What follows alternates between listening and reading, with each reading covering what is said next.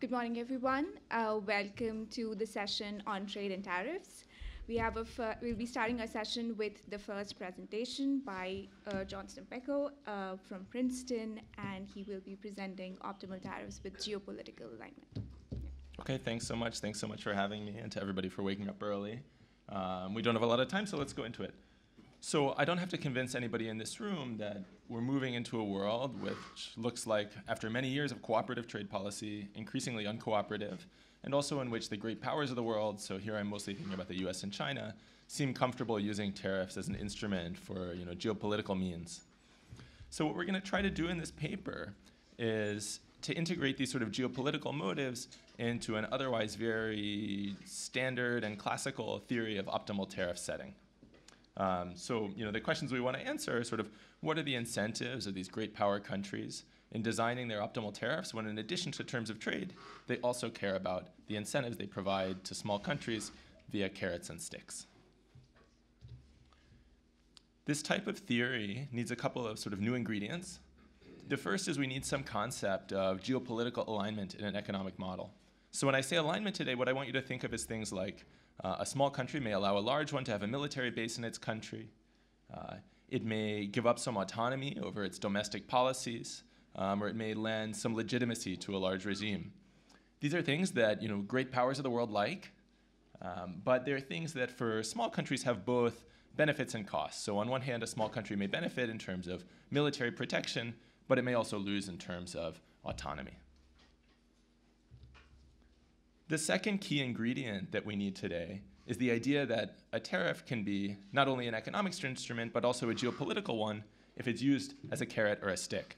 So I'll be more precise about exactly what we do in a minute, but for now I want you to think about either a lone hegemon or two competing great powers, each of which offer one tariff rate to the countries that align with it geopolitically, so maybe a free trade agreement, and on the other hand, apply some other tariff rate to those that don't align with it. So it provides some geopolitical incentives through its economic instrument. And what we want to understand in this world is, are geopolitics a quantitatively relevant rationale for tariff setting? Do they compete with sort of terms of trade things that we've understood before? And in a world of rising geopolitical tensions, how does this now theory that sort of endogenizes the geopolitical component of tariff setting, what does it predict about, for example, fragmentation when geopolitical tensions rise? Okay, in the interest of time, I'm going to mostly skip the literature. You should think of this as take your classic optimal tariff setting, inverse elasticity rules and such, and add one twist to it, which is some geopolitics. All right, so the paper has a model which has two components, an economic block and a geopolitical block. So let me walk through them now. The economic block is basically a quasi-linear Armington model of trade. So the way it works is that there's many small countries, a continuum of them, some mass, and within each of the small countries, there's going to be some endowment of a quasi-linear numeraire, and also some endowment of a differentiated unique product. Then we're going to have some large countries. We're going to consider two different cases of the model. There's a unipolar case in which there's a single large country with some complementary mass, and then there's a bipolar case in which there's two large countries, each with their own mass. And the large countries, economically speaking, are just going to be a bunch of little countries stuck together. So they're going to have some proportionally larger endowment of the quasi-linear good, and they're going to have proportionally more of these differentiated products that they can export to the rest of the world. Preferences in this economy are going to be super simple and stylized. There's going to be homogeneous consumers in each economy, and they have quasi-linear preferences over this numeraire good and the differentiated varieties that they can import from all the other countries around the world. All right, so that's sort of the economic block of the model. Now let me tell you about the geopolitical block, and then I'll explain how the two come together. So the key idea we need for a geopolitical model is that there's some notion of alignment. So for us, in the unipolar version of the model, that's going to mean that each small country has a binary choice of does it align with the large country, the hegemon, or not? And then in the bipolar version of the model, there's going to be three choices. Either you can align with one of the large countries, call it home, you can align with the second of the small countries, call it foreign, or you can align with neither. We're not going to allow them to align with both. That's just an assumption. Now, the small countries have preferences over alignment. These are, for example, this trade-off between protection and autonomy that I was discussing in the introduction. And we're going to assume that for these small countries, this can be either a positive cost or a negative cost, a benefit. And we're just going to represent that net cost by some eta of ji for country I aligning with hegemon j. There's going to be some distribution of this variable among the small countries in the unipolar case, and then in the case where there's two bipolar, where there's two competing great powers, this will be some multidimensional distribution over small countries' costs of aligning with each of the two hegemons. The large countries also value alignment. So in the case with a single hegemon, we're just going to assume that they place some positive value on each of the people that they get, each of the small countries that they get to align with them. And in the case with two competing hegemons, we're going to assume that in addition to valuing when countries align with them, they also dislike, according to this delta here, how much small countries align with their rival. All right, so the crux of the paper is sort of where these two economic and geopolitical blocks of the model come together. So first, let me tell you exactly what we do, and then I'll explain sort of why we do it this way. So our approach is very simple and stylized. It's to assume that each large country has a single stick and a single carrot. Its stick is that for all the countries that don't align with it, it applies a uniform MFN tariff rate to all of them. For all the countries, all the countries that don't align with them, the stick is that if you don't align with me, I apply some MFN tariff to you, and everybody else who doesn't align with me. If you do align with me, I give you a free trade agreement. And then we're also going to allow each of the hegemons to decide, do they want to go about offering those free trade agreements, or do they just want to apply their MFN tariff to everyone? So there's a stick, there's a carrot. The stick and the carrots are the same for everyone. Either you get a tariff. If you don't align with me, you get free trade if you do. Okay, so why do we do things this way? The first is we think from a theoretical perspective, this is sort of the simplest possible starting point. It's going to facilitate a theoretical analysis that's straightforward because each of the hegemons has essentially one variable that we need to take a first order condition over, which is how large is its tariff that it applies to people who don't align with it. The second is that from the perspective of the trade literature on international institutions, this is sort of a minimal departure from the rules of the WTO. So we're maintaining here, MFN, that you apply the same tariff to all the countries you apply tariffs to. We're maintaining Article 24, which is that if I give you a deal, it's all the way to a free trade agreement. And we're assuming that just one thing is breaking down, which is cooperative tariff setting. So we're going to assume that the two hegemons, set their sticks in a non-cooperative fashion, not accounting for spillovers onto one another or the small countries.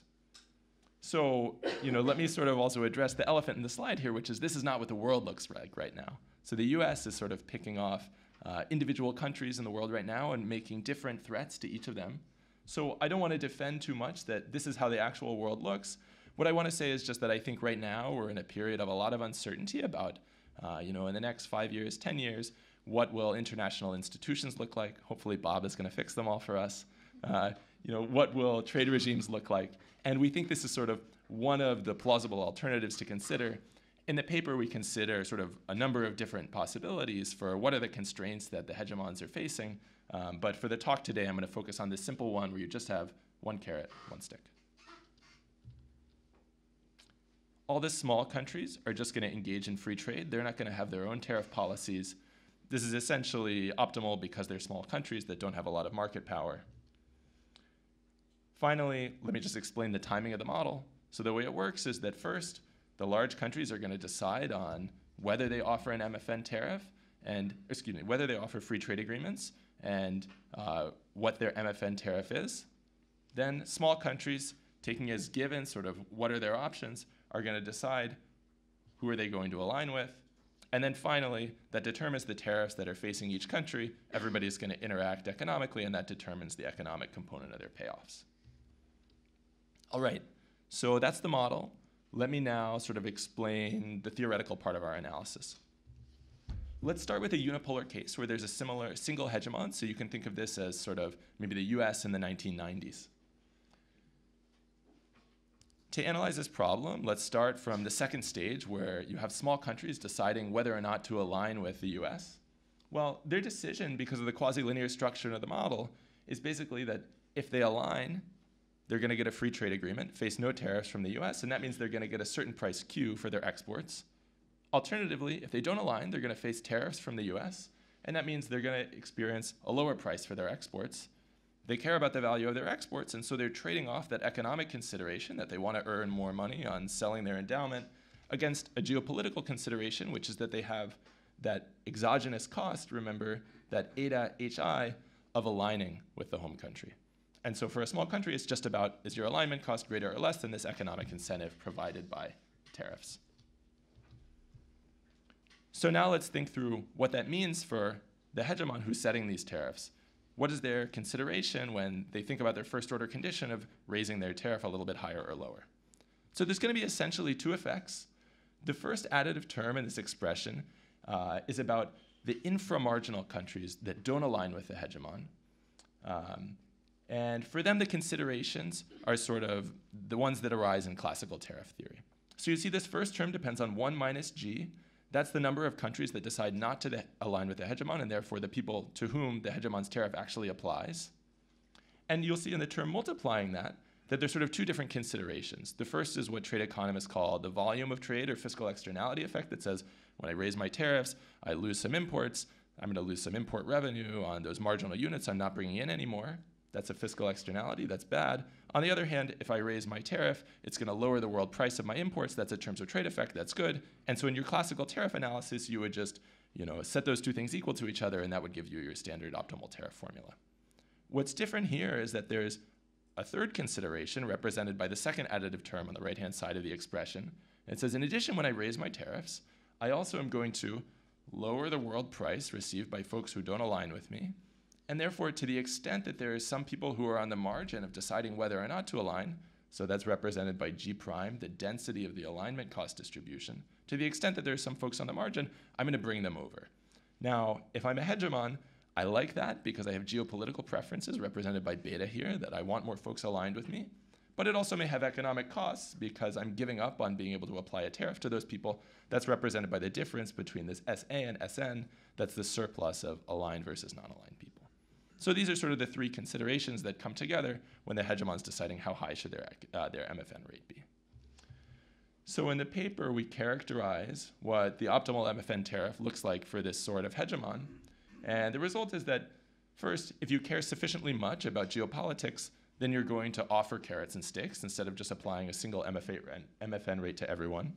And then second, conditional on offering it, your optimal tariff is always higher in the presence of these geopolitical considerations because you have an additional reason to raise your tariff now to bring more people in. You're going to use a higher tariff the more you care about geopolitics. And then finally, it's not only how much you care about geopolitics that affects your optimal tariff from this geopolitical perspective, but also how much the countries you're trying to align with you care about geopolitics, because that determines how many of those countries there are on the margin versus the ones that are inframarginal. And so formally what we show is that your optimal tariff is increasing in the hazard rate of this alignment cost distribution. Okay, so that's what's going on in the case with a single hegemon. Next, what we consider is the bipolar case, where there are these two competing great powers. So in this case, the decision problem is a little bit more complex for these small countries. They have to decide first, do they want to align with home? That means they get a free trade agreement from the home country but face tariffs from foreign. Second, do they want to align with foreign? Then they'll get a free trade agreement from foreign but face tariffs from home. Or they could align with nobody, face everybody's tariffs, but they don't have any alignment costs. And so the way that we like to visualize their choices in this setting is in this figure I'm showing here, where on the x-axis, I have countries' alignment costs with home. On the y-axis, I have their alignment costs with foreign. And you see I've broken the figure into sort of three different regions of countries that are going to decide to align with home, align with foreign, or remain unaligned. Intuitively, if you have high alignment costs with everybody, you're not going to align. If you have low alignment costs with home, but fairly high alignment costs with foreign, then you align with home and vice versa. And so what this means for optimal tariffs is that we arrive at an optimal tariff formula that's theoretically closely related to what we have in the bipolar case, but whereas what we had in the unipolar case, but whereas in the unipolar case there was a single margin of adjustment, now there's three different margins represented by the three different borders in this figure, along which my policy can theoretically change how people align, and that means that there's sort of three different hazard rates, the hazard rates along each of the borders in this diagram that we have to factor into our analysis. Another question you could ask is, in the presence of a competing US and China, are tariffs complements or substitutes? That's going to determine sort of what the reaction functions look like for each of these countries. In the paper, we characterize these reaction functions and show that there's many theoretical channels through which, if China uses a higher tariff, the US might want to use a higher or lower tariff, but quantitatively we find that those interactions are very small. But now let me go to the quantification and tell you about those sorts of results. All right, so in the last 5 minutes, let's talk a little bit about what remains to do and how we're going to quantify the model. So far we have this very stylized model that hopefully lays out some of the new trade-offs for a great power when they're using their optimal tariff as a geopolitical instrument. But we haven't spoken yet to some of the motivating questions like, are these alignment considerations quantitatively important? Or if there's an increase in geopolitical preferences for these great powers, how's that going to affect trade fragmentation? So to that end, and with much humility, we're going to try to calibrate this very simple model, not with the idea of getting precise magnitudes, but with the idea of sort of understanding how qualitatively important might these considerations be. Okay, so we're going to calibrate the two different versions of this model to two distinct time periods in which we think they're relevant. So we're going to calibrate the unipolar model to the 1990s with the US as the lone hegemon. We're going to calibrate the bipolar model to 2023 with the US and China as competing powers. Now, the economic component of the calibration is going to be pretty standard. We're going to take an off-the-shelf trade elasticity, and we're going to set the ratio of quasi-linear goods to differentiated goods in countries' endowments in order to match existing estimates of the gains from trade integration. So the more interesting part of the calibration is that we have to calibrate some of these parameters that we as economists aren't so used to calibrating. So these are how much both the small and the large countries care about geopolitical alignment. First, we have to decide what alignment actually is. So we're going to follow a literature in political science and increasingly sort of geoeconomics and identify alignment with voting in the UN General Assembly. So for simplicity, we're just going to say you're aligned with me if you're in the top quartile of folks who vote with me in the General Assembly. You're aligned with the other hegemon if you're in the top quartile voting with them. It turns out in the data those two things don't overlap. So that tells us sort of in each of our periods that we consider how much of the time you'd have to vote with any given hegemon to be considered aligned with them. Now, in order to plug this into the model, we need to know not only how many of your votes you'd have to change to reach the level of voting similarity that qualifies you as aligned with me, but also what economic value, what dollar value you place on having to change those votes. And so the way that we do this part of our calibration is we take a votes per dollar constant from this literature on UN vote buying, which is essentially tried to use foreign aid offers to figure out how much you'd have to offer countries, say, as a fraction of their GDP in order to get them to vote with, say, the US. So given this constant and given measurement of for each country how many votes they'd have to change to be in the top quartile of voting with you, we get a number for what's the cost of aligning each small country. Of course, this is very speculative, but I think the magnitudes sort of pass the smell test. So for example, for Malaysia, which is a country not aligned with China but close to it, we estimate that bringing them to the top quartile of voting similarity with the US would require giving them 3.5% of their GDP a year. Now, you may not know whether that number sounds big or small. One of the benefits of working with Jean and Elhanan is they have these great Rolodexes of all the top political scientists and international relations scholars. And so they emailed their 10 closest friends in those fields. And I'm here to tell you that the literature on international relations thinks that's the right order of magnitude. Okay, so in the paper we have some of these fun figures about what are the distributions of alignment costs in these two different time periods. In the interest of time, let me just move to the second part of the geopolitical calibration, which is how much do the large countries value geopolitical alignment. Here we're going to do something else very straightforward, and we're going to assume that the reason why countries have military spending is because there's other countries around the world that are not aligned with them. And so we're going to say, well, one rough estimate is how valuable it would be for a hegemon to get other countries aligned with it, is that it would be able to reduce its military spending by whatever share of the military budget is currently devoted to that country. So using US and Chinese military spending, we're able to back out numbers for how much the US and China value alignment. Again, we think the magnitude sort of passed the smell test here. So for example, the value to the US of aligning South Korea is somewhat larger than, but on the same order of magnitude as the amount that the US actually spends on its troops deployed in South Korea. Okay, so in the last minute here, let me tell you what we actually find from this quantification. So first, at the beginning I said we wanted to know, are these alignment considerations important for trade policy, or does terms of trade really dominate everything? We find that qualitatively the alignment considerations are sort of first order. They're as important as the terms of trade considerations in the literature. Second, suppose that rivalry increases. China comes on the stage when we move from our hegemonic to our bipolar calibration. What does that mean for non-cooperative tariffs? First, I've already mentioned that strategic complementarities are minimal, so the fact that China may raise its tariff a little bit doesn't affect how much the US wants to use for its tariff. But we learned something while we were doing the calibration that is understood in the international relations literature, which is that at the same time as China has risen, preferences have changed a lot, as represented by UN voting data. And in particular, UN voting has polarized a lot. So that means that there's fewer countries on the margin that the US can hope to bring in when it raises its tariff a little bit. And that means that we estimate there's much smaller optimal tariffs for geopolitical alignment in the current period than there might have been in the 1990s. Okay, I'm out of time here, so in the paper we have many counterfactuals. What if everybody cares about alignment more? Well, that's going to raise tariffs, that's going to increase fragmentation, but I'll leave the details for the paper. So big picture here, we think that non-cooperative trade policy is unfortunately the way of the future. We want to start incorporating geopolitical considerations into standard optimal tariff analysis. This is, of course, just a first step, but we hope that it's helpful in thinking about some of the trade-offs involved and giving you a sense of that the magnitudes matter. Okay, thanks.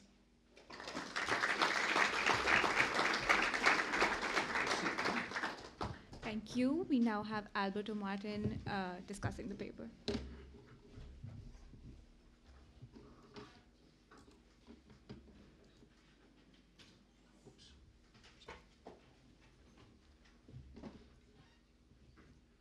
Do I have to sit or can I stand? You can sit if you want, because the pointer is not working, so you will be using the keyboard, so whichever way is comfortable. Okay, so thank you very much for inviting me to discuss this nice paper. This is a paper that goes back to the theory of optimal tariffs. Just to remind you, it's based on terms of trade. So basically the idea is I put tariffs on imports. This pushes imports towards the world market, and this reduces their price in the international market. And so I have a trade-off. In a sense, I distort my quantities, but I shift terms of trade in my favor. What the paper does is add terms of trade geopolitical consideration and ask, do we want to use trade policy for geopolitical reasons? So the framework is quite simple. John explained it very well. There's two blocks, an economic block. So we have the world composed of a large hegemon that has mass, a continuum of small countries. All countries are endowed with a numeraire good and with varieties of differentiated goods in accordance to their size. And then we have preferences like the ones that you see here. We're linear in the numeraire, and we value these varieties.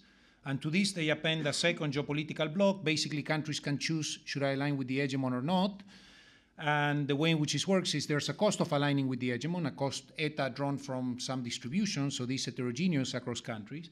The hegemon, in turn, has a utility beta for every country that aligns with it.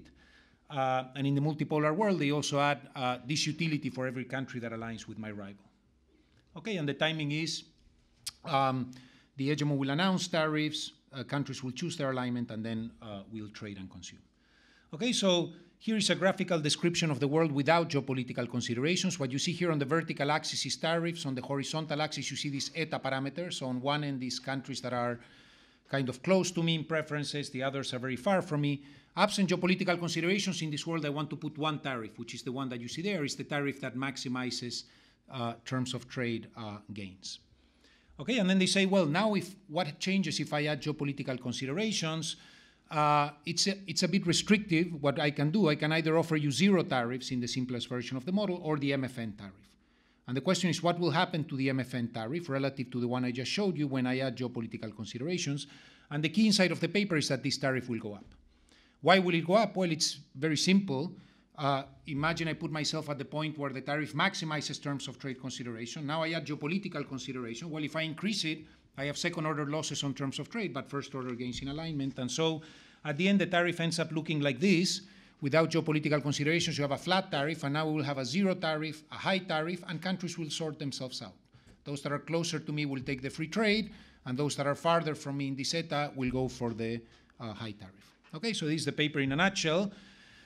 Then they go to a world with two hegemons. The same forces are at work. Terms of trade, geopolitical is very similar, but it's a bit more complicated, and so it's not clear which way the model goes. So they go quantitative, and there the key insight is that these tariffs, say between the US and China, may actually be strategic substitutes as opposed to strategic complements.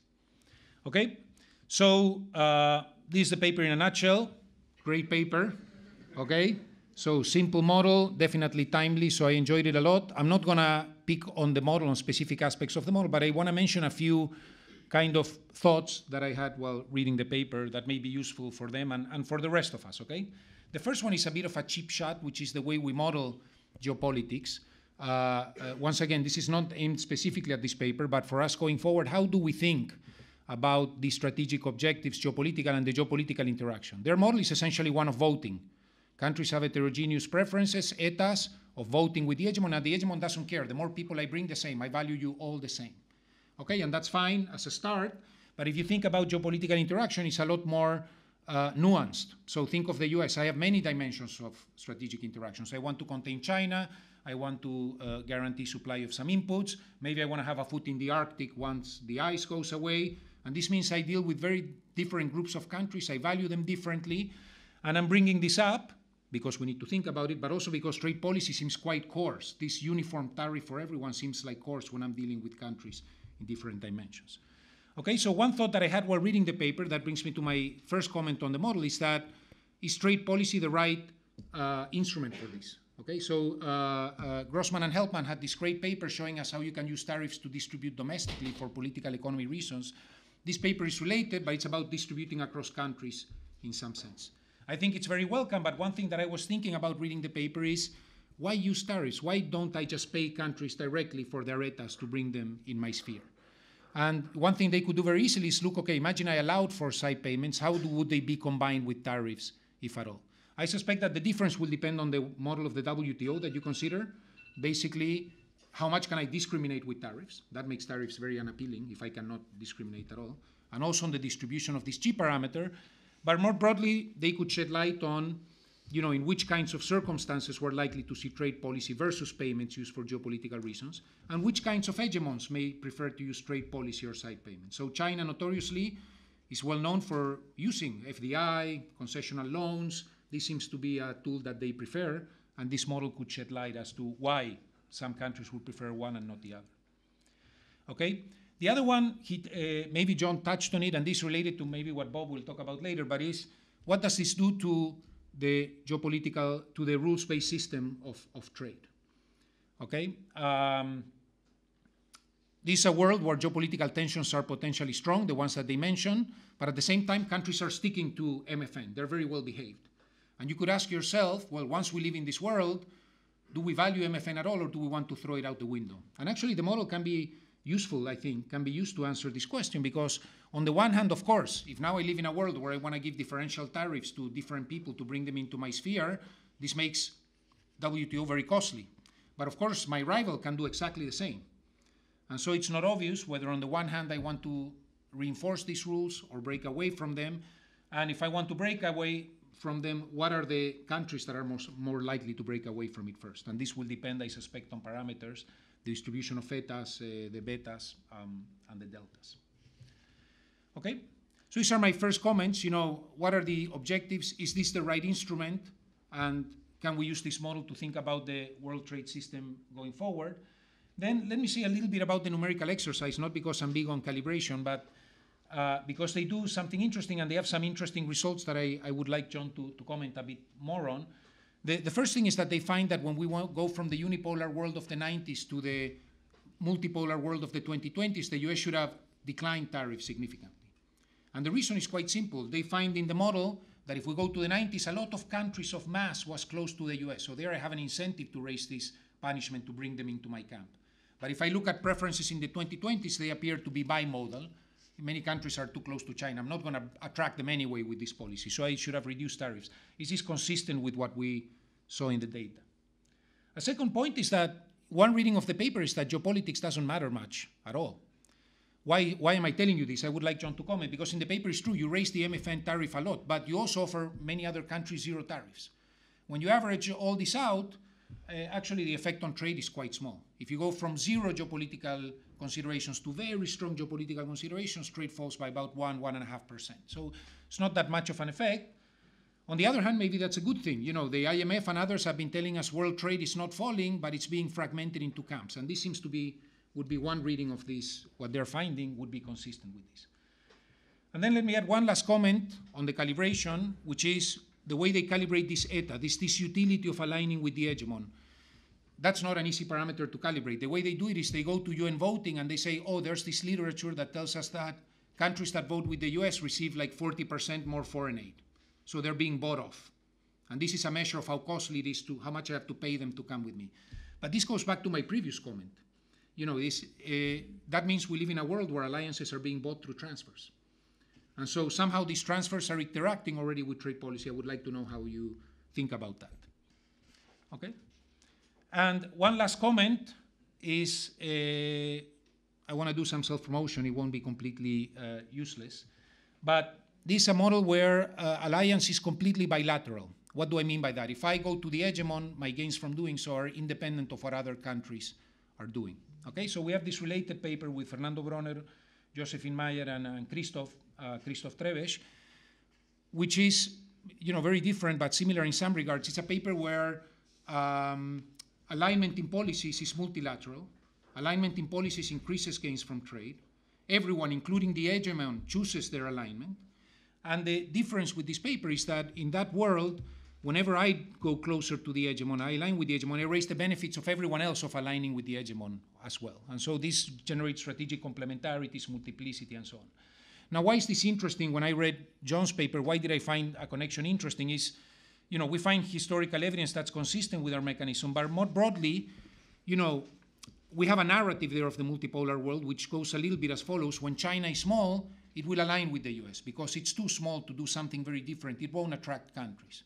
But when China becomes large enough to assert itself, then it may choose a different path. Why? Because it understands that it's so large that it will draw countries with it.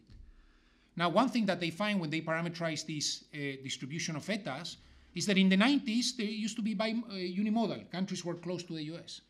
In the 2000s, part of the reasons for which they find what they find is that it's become bimodal. Well, according to our worldview, that could be endogenous. It's not by chance that we went to a bimodal distribution of etas.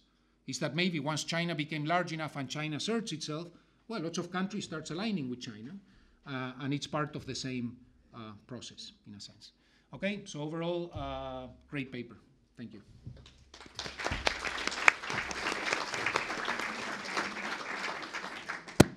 Should we collect some questions? Sure. Yeah. I would like to open the floor for questions. Yeah.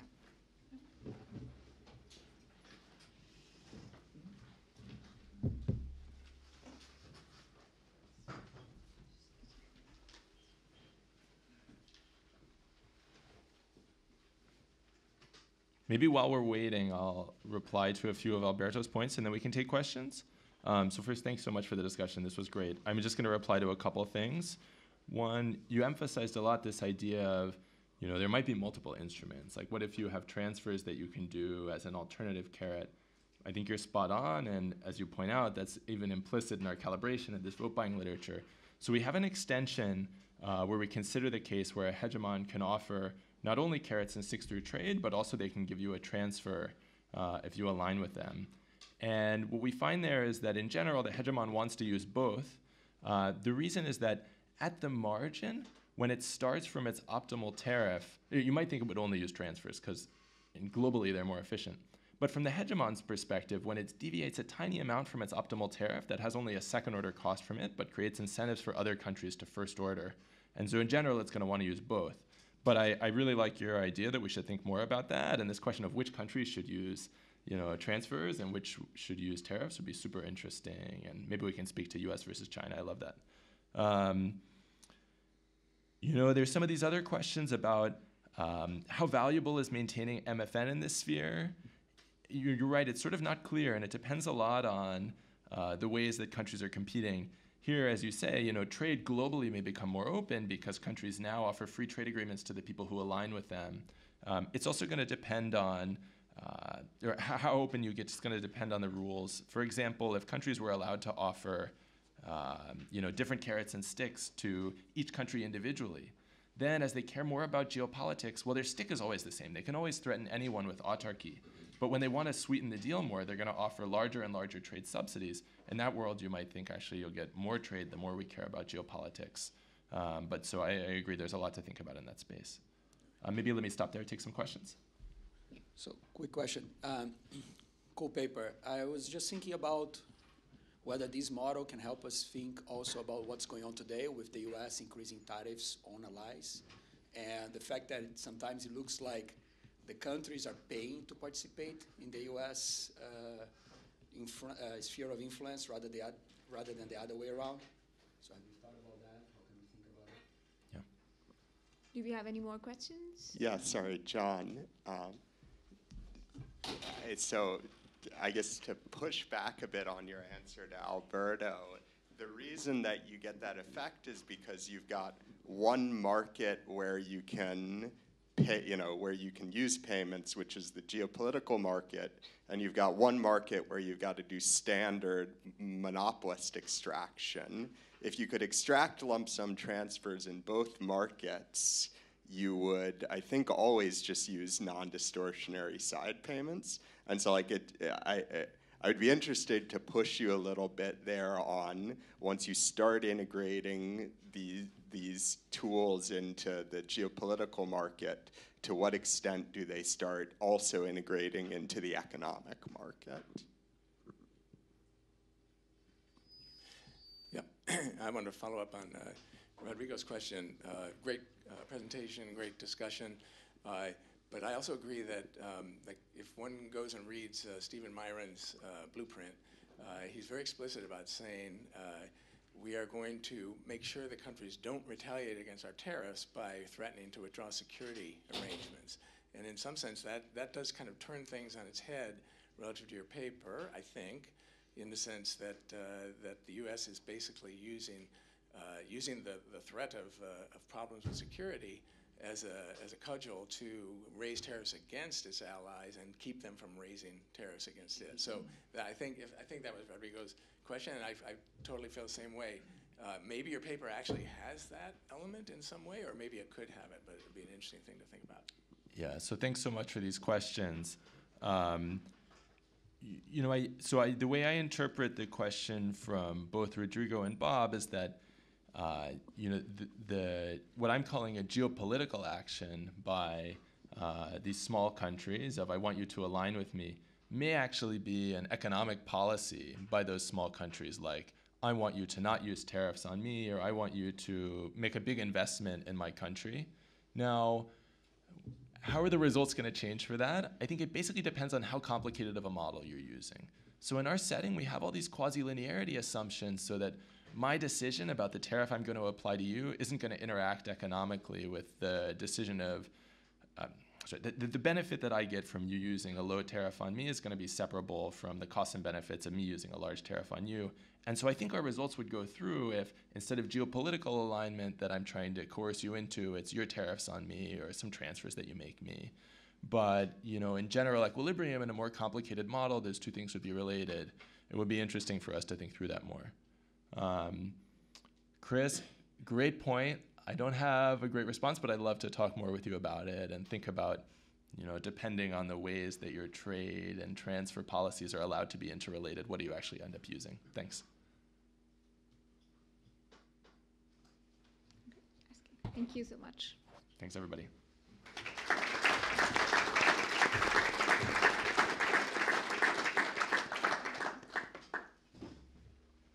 We'll move on to the next presentation for today by Robert Staiger on geopolitics and the world trading system.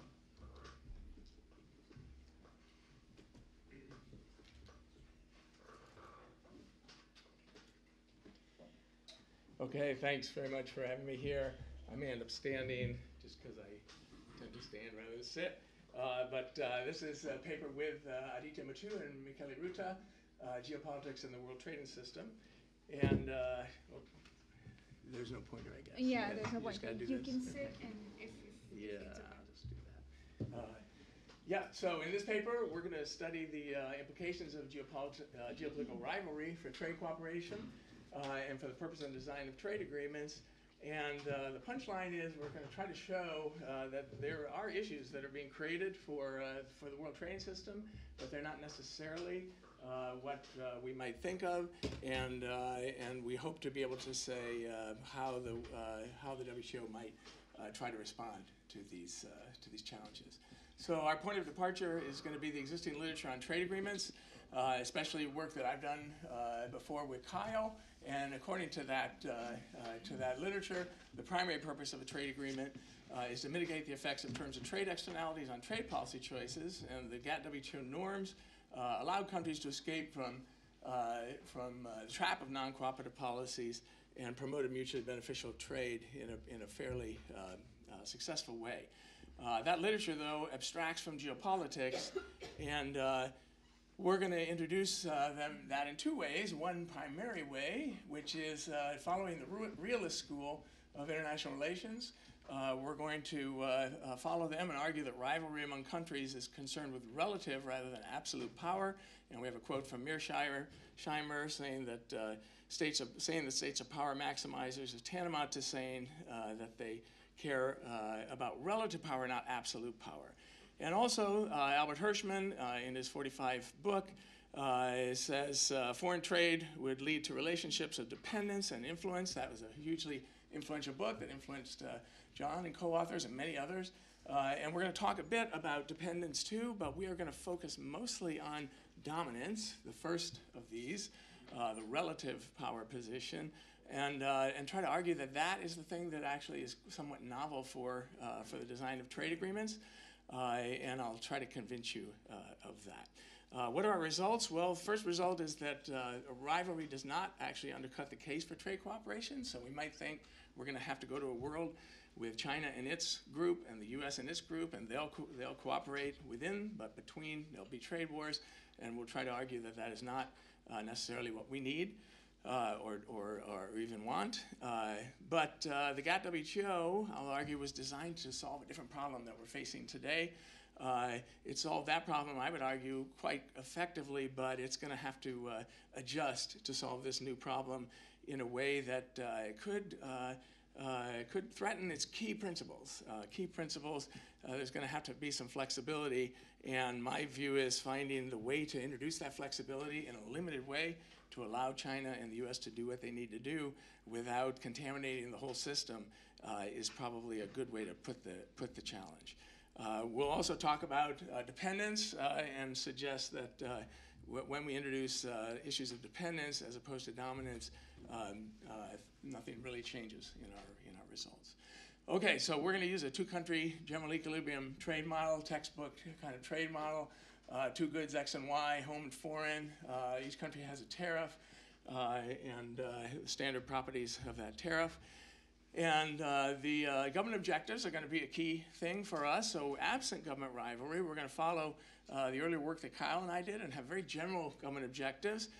Each government is maximizing some function of its own local prices and the world prices, and that can include political economy, it can include caring about my shipbuilding industry, industrial policy, you name it, or I could just be maximizing national income. Any of those things will follow in this kind of objective function, because the only restriction we put on it is that all else equal, a country would like a terms of trade improvement if it could hold its local prices fixed.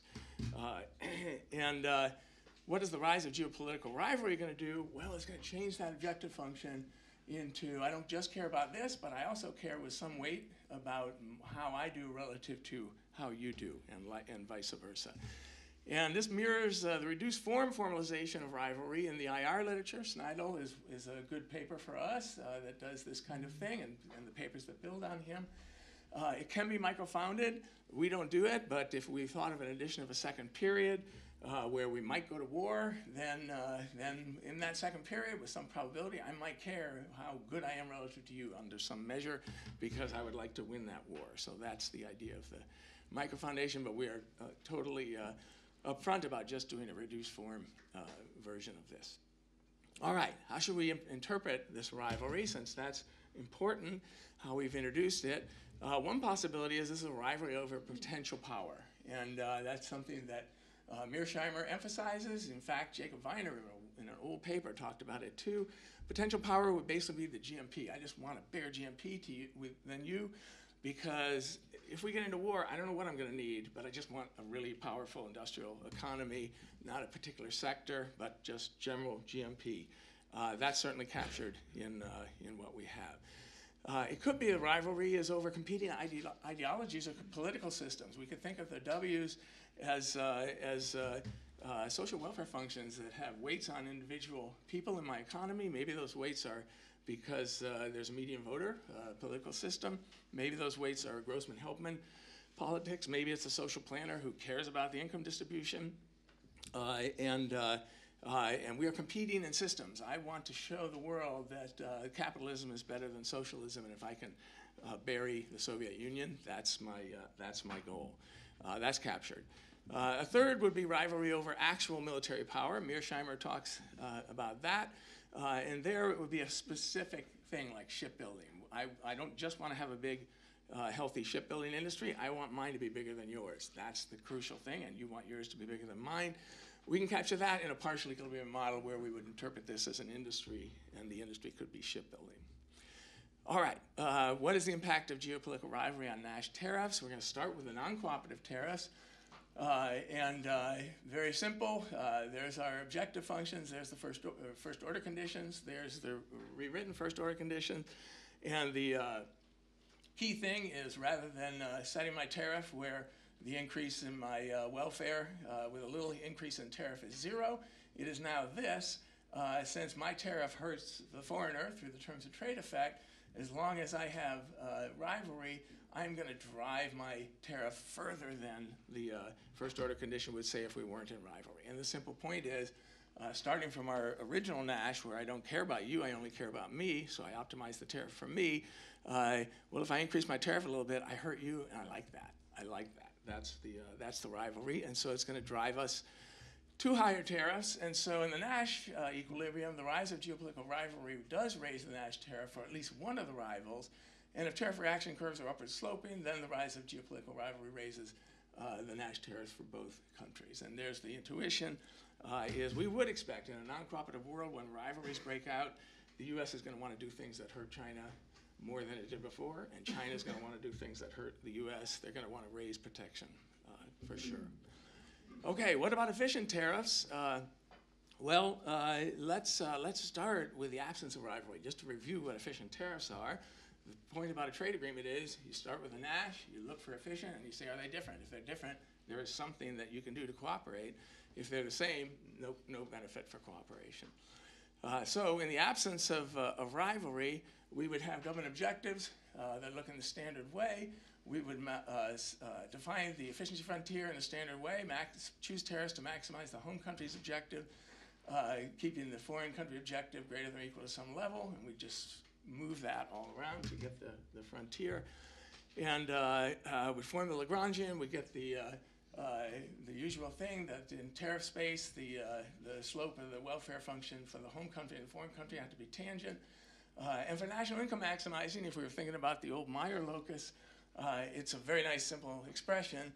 This defines the tariffs that keep you on the efficiency frontier. If we both have free trade, tau and tau star are 0, then that does it.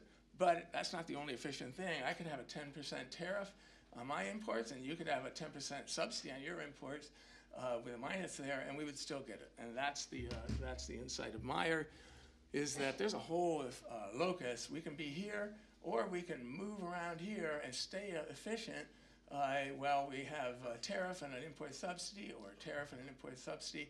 And the only difference is we are distributing money to each other. Those tariffs are lump sum transfers to each other along the efficiency frontier. All right, now let's look at rivalry. What happens when we introduce rivalry? Now we have these extra terms with a rho positive and a rho star positive. We're going to judge the efficient tariffs by the objectives of the governments, just like we did before. So I'm going to maximize the home welfare subject to the foreign, where anything feasible is what I'm doing. When we take the Lagrangian form, the first order conditions, it's the same old first order conditions. What you want is the slopes of the indifference curves of the underlying objectives to be the same. National income maximizing is exactly the same policies. So that's our proposition 2. The rise of geopolitical rivalry leaves the set of internationally efficient tariff pairs unchanged. So this is kind of a key point of our model, is that if rivalry is about dominance, the tariffs that are going to be efficient are unchanged from that rivalry, from dominance. So if we are at free trade to begin with, and now US and China get into a rivalry, free trade is still an efficient point. We may have to move along the efficiency frontier because other things are changing, but the efficient points are still as they are. And to see the intuition, a simple graph kind of does it, is if I have my underlying objective of the home country and the foreign country on the axis, and there's the efficiency frontier in the underlying objectives, well, what is the efficiency frontier when we have rivalry? I'm going to hold G star fixed, so this line is holding G star fixed, these combinations of W and W star, and I'm going to get to the highest G I can, and that is always going to be, I'm going to go up until I can't get any higher, and that will always be on this frontier. So every point on the frontier will be an efficient tariff combination, the same tariff combinations that were efficient when we didn't have rivalry. All right, so now we can ask our key questions. First off, is there a place for trade cooperation in the age of geopolitical rivalry? Well, there will be unless the Nash tariffs are internationally efficient. So that's easy to do. We can just calculate when will the Nash tariffs be efficient, and they will be efficient when rho and rho star go off to infinity, which is another way of saying if government objectives only care about my relative position to you, and I don't care at all about my own absolute, then that is when there will be nothing that a trade agreement can do. Otherwise, as long as I care about my relative position, but I also care at least some about my own absolute, there's going to be an ability to negotiate. So a role for trade policy cooperation persists in the presence of geopolitical rivalry unless domination becomes the sole objective of each government. So that's one thing we feel is a takeaway of the paper, if nothing else, is people who feel in Washington, for example, Pakel and Lydia tell me this all the time, feel that there's just no way we can have a WTO with the US and China in it. This is saying no, that is not right unless you really think that the US and China care nothing about the overall level of welfare or whatever they're maximizing for their own citizens and only care about their relative position. Okay, well, what do those 3 propositions imply about trade cooperation and negotiation?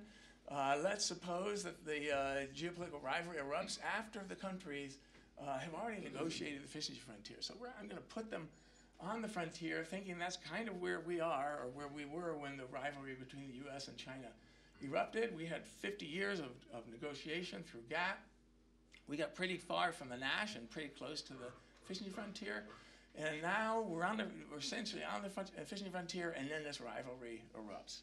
Well, what would Proposition 1 say? It would say, well, our non-cooperative cells say we want to raise tariffs against each other. We definitely want to now hurt each other, that's for sure. But our cooperative cells would say, actually, we should avoid doing this because we know that there is the efficiency frontier hasn't actually changed.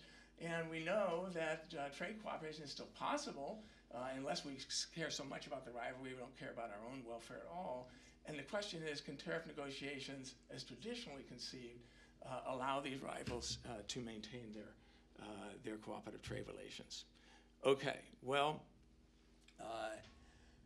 that'll be challenging, precisely because Proposition 1 says the Nash threat point is going to change. Generically, we're going to change when we have these rho and rho stars. We're going to have a new Nash threat point. But the set of internationally efficient tariff pairs is not going to change. That's Proposition 2. And so what does it mean in a graph? It means we spent 50 years getting from here to here. That was kind of the easy part. We had rules that helped us do mutually beneficial negotiations that got us to the frontier. But now, when the rivalry occurs, the Nash point's going to change. If we were doing Nash bargaining or whatever our bargaining is, our threat points are changing, and the task is going to be to move along the efficiency frontier.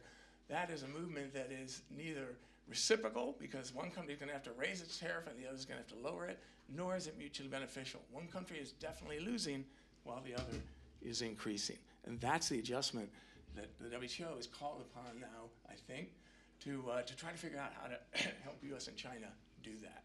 All right, well, that figure suggests two possible paths of adjustment when rivalry erupts once we've already hit the frontier. The first would be that we would take countries from B1 to N2 and then back to B2. So we would begin by moving from B1 to N2. That would represent the unraveling of the current system. We go back to a Nash trade war. Once we're in a Nash trade war, the problem is a lot like 1947. Now we're here. Yeah, we can do our bargaining and get up to here. That's what the WTO and GATT rules before were pretty effective. Took a long time, but effective at marching from the Nash point to there. Okay, well, that's one possibility. The other possibility is we go directly from B1 to B2, right? Instead of taking the circuitous route, go directly from B1 to B2. We can then not unravel. It avoids unraveling, but it does entail figuring out how are we going to get China and the US to negotiate in a way that hurts one country and helps the other. Maybe this is China, and the US's threat point has raised, and so the US is going to get a better deal now, and China a worse deal. The US is going to have to raise its tariffs or other instruments, and China is going to have to lower its tariffs or other instruments to affect that transfer. Okay, well, the second path is clearly preferable, but it's going to pose special challenges for the WTO because it does go against the essence of the very GATT preamble, which was we are about reciprocal and mutually advantageous tariff reductions or tariff changes. And that, we think, is a key challenge for the WTO and the world to try to figure out how to manage this adjustment that needs to be made. Okay, what if we have dependence? I'm going to go very quickly. I have 3 minutes. If I want to introduce dependence, it turns out we could say, well, part of what's going on with US and China is they do not want to be as dependent on each other. We don't want to be getting chips from China or China getting chips from us. We don't want to be getting steel or shipbuilding from China. What that's going to do is move the efficiency frontier. It was, say, the Meyer locus that went through the free trade point. Now the efficiency frontier says neither country wants to be quite so dependent as free trade. So the efficiency frontier will not touch the free trade point. It'll always be some level of tariffs where we're both protecting our steel industry, et cetera. That's fine. What that would do is actually move the existing point, our existing policies would now be inside the new frontier where we have these new objectives that care about dependence. And as long as it doesn't move it too much, we've still got the same problem. When we have this plus dominance, we're still going to have, in moving to the frontier, we're still going to have a non-reciprocal and non-mutually beneficial thing. You can see that if dependence were big enough, this B1 could be moving way down here, and then, yeah, then we could find a path that would be more traditional. But as long as the dominance outweighs the dependence in our rivalry, the same figure is still going to be there. Okay, I've got 1 minute, perfect timing. What about in a multilateral world? Well, when we have many countries, if we've got the US and China involved in this rivalry, they've got to figure out a way to transfer bilaterally. And the simple point is, if they're constrained by MFN tariffs and they're trying to move their MFN tariffs to make those transfers, they can't do it without affecting all other countries. Because if I'm going to get China, say, to lower its tariff on an MFN basis, and the US is going to raise its tariff to get money from China to the US, well, that's going to affect all countries of the world on an MFN basis. And the only way to really do that would be a discriminatory tariff change. Okay, so let's just punchline here. I'm at my 0. So here's the corollaries. When we have rivalry arising late in the game, when we've already gotten to the efficiency frontier or close to it, we're confronting the WTO with an awkward choice between letting the thing unravel and starting over, or figuring out how to violate basic reciprocity and mutually beneficial adjustments.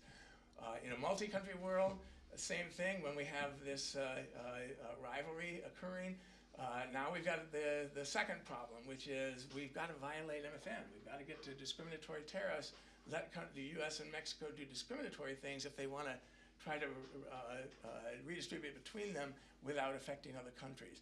And those challenges only arise if rivalry erupts or intensifies after countries are already at the efficiency frontier. Rivalry itself, as we show in the paper, doesn't affect the basic purpose or design of a trade agreement, but unfortunately that's kind of where we are. And that's the conclusion. I'll stop. Thank you.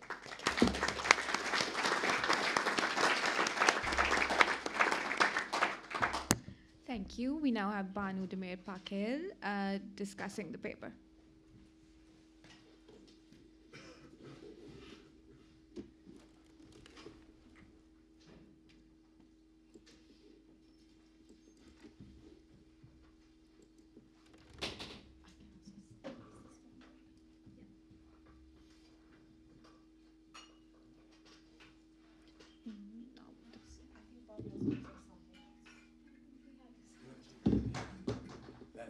It's just a light.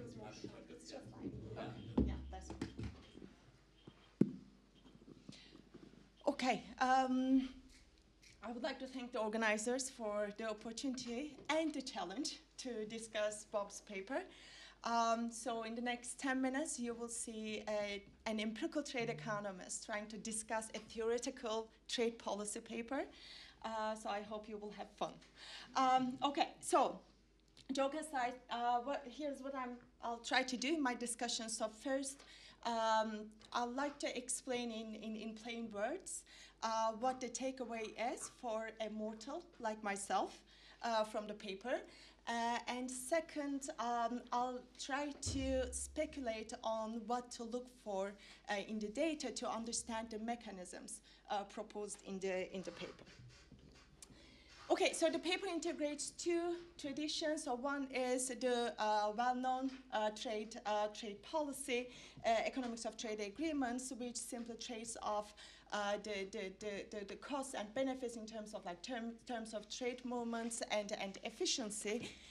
So that goes back to Bob's earlier work. And then it incorporates the realist international relations approach, where governments simply care about not only about their absolute power, but relative power. So it's relative power politics. So the main question is pretty straightforward. So what happens when geopolitics matter, and how geopolitics change the incentives for cooperation when it comes to trade policy. The main finding, positive and negative. So cooperation survives, so this is good news, but it's not. It is hard to implement under the current WTO rules. Okay, so the key mechanism is governments care about relative gain. So W is the welfare of the home country, and W star is the foreign. If rho is equal to 0, we are back to cooperative trade policy setting, where it is possible, and it's actually Pareto improving to simply cooperate.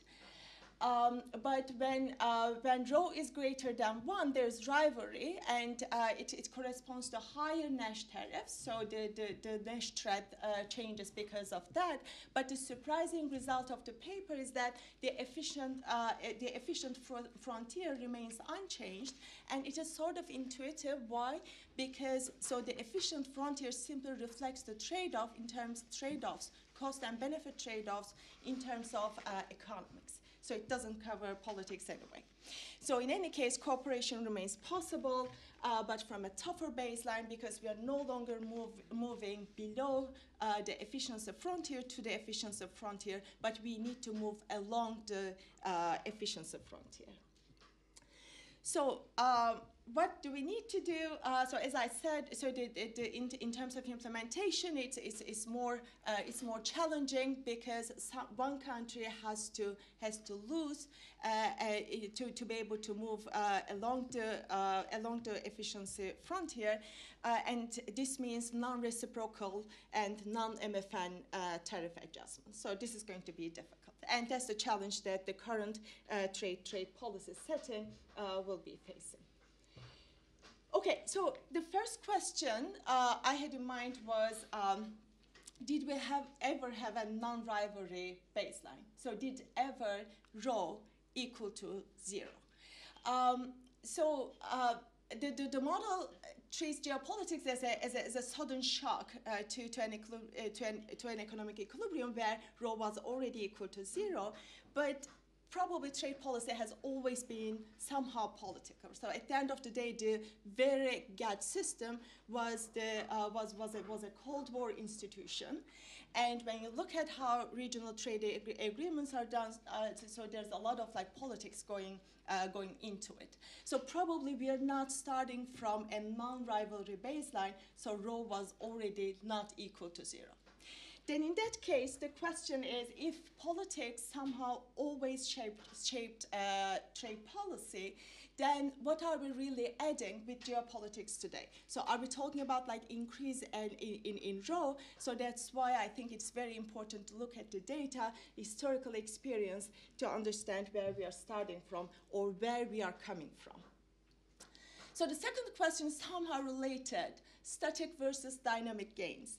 So the model is static, so governments maximize current welfare or relative welfare, when rho is greater than 0. But so it almost feels like, okay, so I'm hurting you and it really feels good, so it's a psychopath type of thing. So, but maybe we are not really seeing psychopaths, but dynamic optimizers. So what I was wondering is, whether part of what we are seeing right now is the reflection that, okay, so we're going to accept some short-term pains because in the long run it's going to be better. So if you take, and so in both cases we will have some inefficiency, so the dynamic optimizer will create some inefficiencies in the short run, but given that the future, as long as future benefits simply exceed the short-term losses, it will be fine. So if we take just a snapshot of the world, then it is very difficult to tell apart whether we are dealing with like psychopath policymakers or simply dynamic optimizers. And so both of them will predict obviously like higher tariffs. So tariff will be used as a tool, and definitely deviation from efficiency point, at least in the short run. So what should we look for to understand which one, which motive is stronger? So in the case of this dynamic motive, so dynamic optimization, so there will be some temporary sacrifice. So the timing of costs and payoffs, benefits will be very important. And a dynamic optimizer, in the case of dynamic optimization, so once the goal is achieved, there will be a reversal of the policy. But if we are dealing with like psychopaths, if it's all about like power politics, then there won't be any reversal in the policy, or at least it will be less likely. And in the case of in the case of dynamic consideration of dynamic gains, there will be some complementary investments. For instance, subsidies to build capacity in certain sectors, industries, so say semiconductors or shipbuilding, for instance, in the just following the example in the paper. So in an ideal world where we could actually measure and observe the rivalry between countries, so this would be something easy to quantify, and it would be super interesting, right? So we would understand how to quantify geopolitics shape trade policy, and simply test the prediction that, okay, so an increase in rivalry will be associated with higher tariffs. So the model has some sharp predictions on that. But the problem is, when we look at the data, so tariffs, alliances, sanctions, so going back to John's quantification exercise as well, so what we can observe in the data is just like symptoms. But in the paper, rho is a preference shifter. So it's not really straightforward to go from the data to understand the mechanisms or the importance of rho and how rho changed over time. So what I was thinking, maybe one could use like differential responses. So let's say there's a shock, there's an economic shock, and one could maybe compare the trade responses to this shock for friends versus rival. In that case, that might say us something about the importance of rho. And maybe it's possible to use like some text-based indicators, so looking at WTO or WTO discussions or debates and policy speeches to track language shifts. So are they talking now more about security or politics compared to efficiency motives compared to the past? Okay. I'm just going to conclude. Obviously, it's a beautiful, elegant paper. It's comforting and worrying at the same time. So comforting, it's comforting to see that trade cooperation is still possible, but it's not clear how to manage power politics without legitimizing protection within the global trading system. Thank you very much.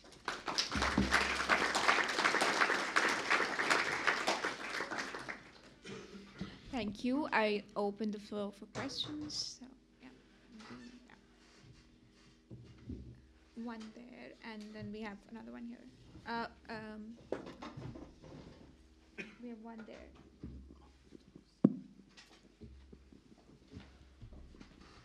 So should I start? Yeah. Yeah, okay. Thanks for this fantastic presentation. I have two questions. The first one is, it seems to me that you could extend your results to a setting where WTO becomes, is not appropriate to solve the bargaining problem as long as you have a move in the Nash outside option of those two countries. And here, the move in the outside option is triggered by this rho versus zero versus rho. But what about internal politics? Internal politics also could move this outside option. And so meaning that even in absence of geopolitical rivalry, WTO is not suited to a president that comes and says, no, the welfare function is now completely different. I want the Rust Belt to thrive, First point. Second point, it seems to me that in a sense, the problem with international negotiation is informational asymmetry. And here, you assume that rho and rho stars is common knowledge. And so I would like to, and it seems to me it's even a first order issue, that you can manipulate the rho, the signal you send on your rho, just to extract more concessions from the other country. And so I don't see how WTO also changed in rule will accommodate this strategic manipulation of the rho and the rho stars by each of the countries. Thank you.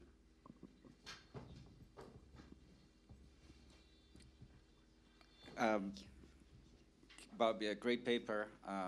Always insightful to listen to you. Quick question. So you focus on US and China, right? But let's think about US and Europe.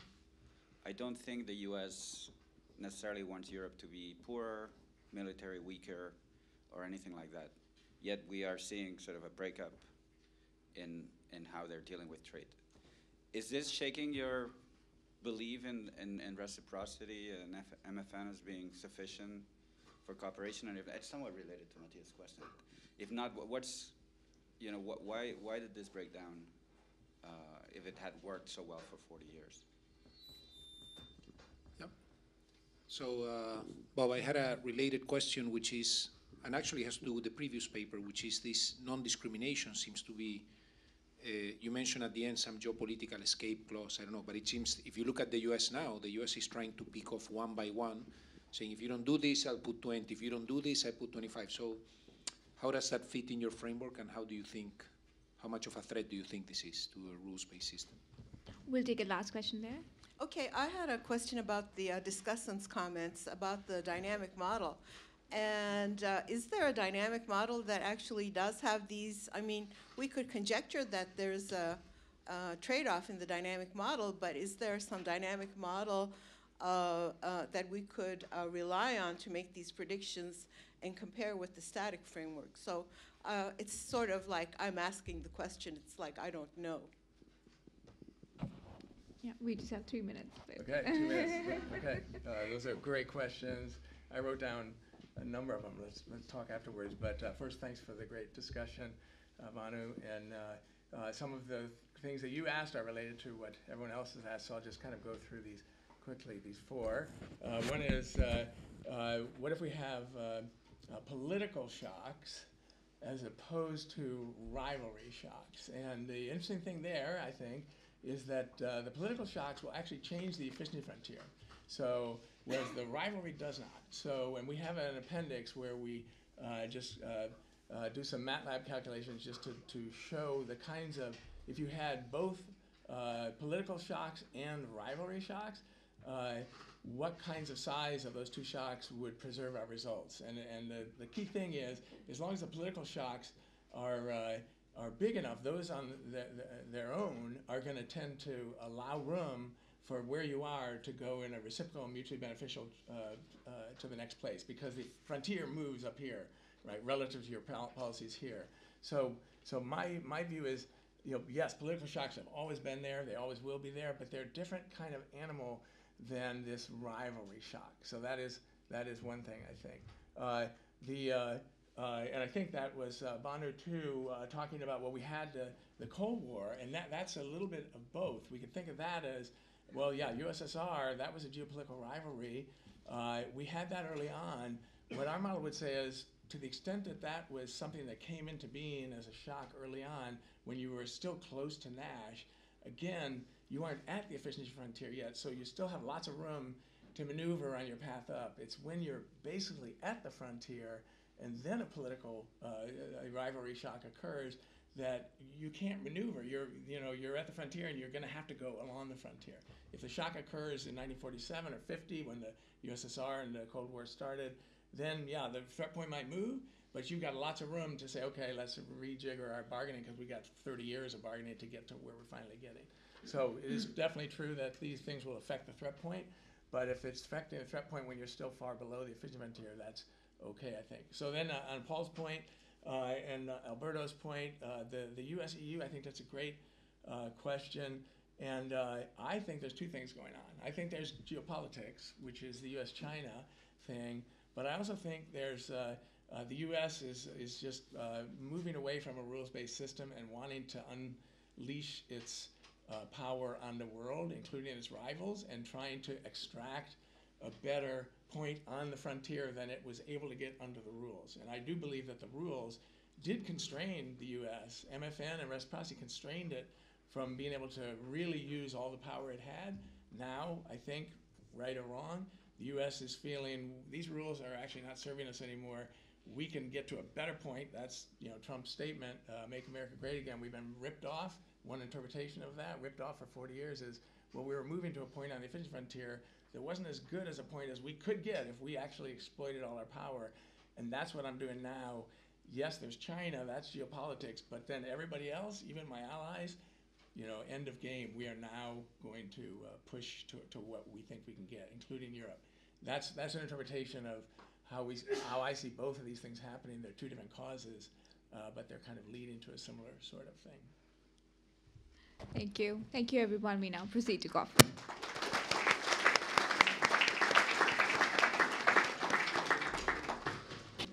Okay, good morning. I'm going to give it a second to find some seats. This is a lot of ASP people there in the corner. There's plenty of space here. You can come down if you want to. And Thierry, Matthias, great. So now comes an absolute highlight, and if I can say so, to my favorite of this conference, not just because we have an amazing group of prize winners, but also because they give us, and this is my real highlight, they give us these 3 to 4 to 5 minute pitches of what they're going to work on next. So you're going to hear the agenda of the brightest minds in the profession over the next years. I think that's invaluable contribution of this conference, where else would you be able to get that? So it's time to announce the winners of the Excellent Awards in Global Economic Affairs. For the past almost 20 years, the Kiel Institute has awarded the Excellence Awards to path-breaking economists under the age of 37. At some point, I will find out why it's under 37. But, the idea is look, early career, but obviously established and highly achieved and promising young colleagues. These Excellence Awards are sponsored by 4 institutions. First one is the Otto Group, which is a Hamburg-based, actually, global e-commerce and services group. The second by the Sauer Compressors Company, which is actually from Kiel. They make compressors and are world leaders in these high-pressure compressors. Then a company that you've heard of, Porsche. It's not a Porsche that you get; it's still the same price, but it's well, you know, it's a premium car manufacturer. And the fourth is sponsored by our very own advanced studies program, because one of the, if not the main benefit of getting the Global Excellent Award is that the award winners actually get to go to Kiel next year and teach in our advanced studies program in the spring. So without much further ado, we, as usual, had a very, very large number of nominations applications. We have 4 Excellent Award winners this year, and it's a great honor and pleasure to announce the Excellent Awards winners for 2025. I hope I have the right clicker. Yes, no, wrong way, this way. Here they are, and I will bring them up on stage individually. We'll hand them over the award, and then individually they give us a little bit of an insight into what's going on in their brains. So for his innovative contributions, such as counterfactual predictions in open economies and modern methods to estimate more precisely local labor demand shocks, such as the China shock, and how he's lifted up the essential toolbox available to international economists. And the first Excellent Award winner is Dr. Rodrigo Adão, Associate Professor at the University of Chicago Booth School of Business, who receives the Excellent Award in Global Economic Affairs associated with the Advanced Studies Program Fellowship. So Rodrigo, please. Congratulations.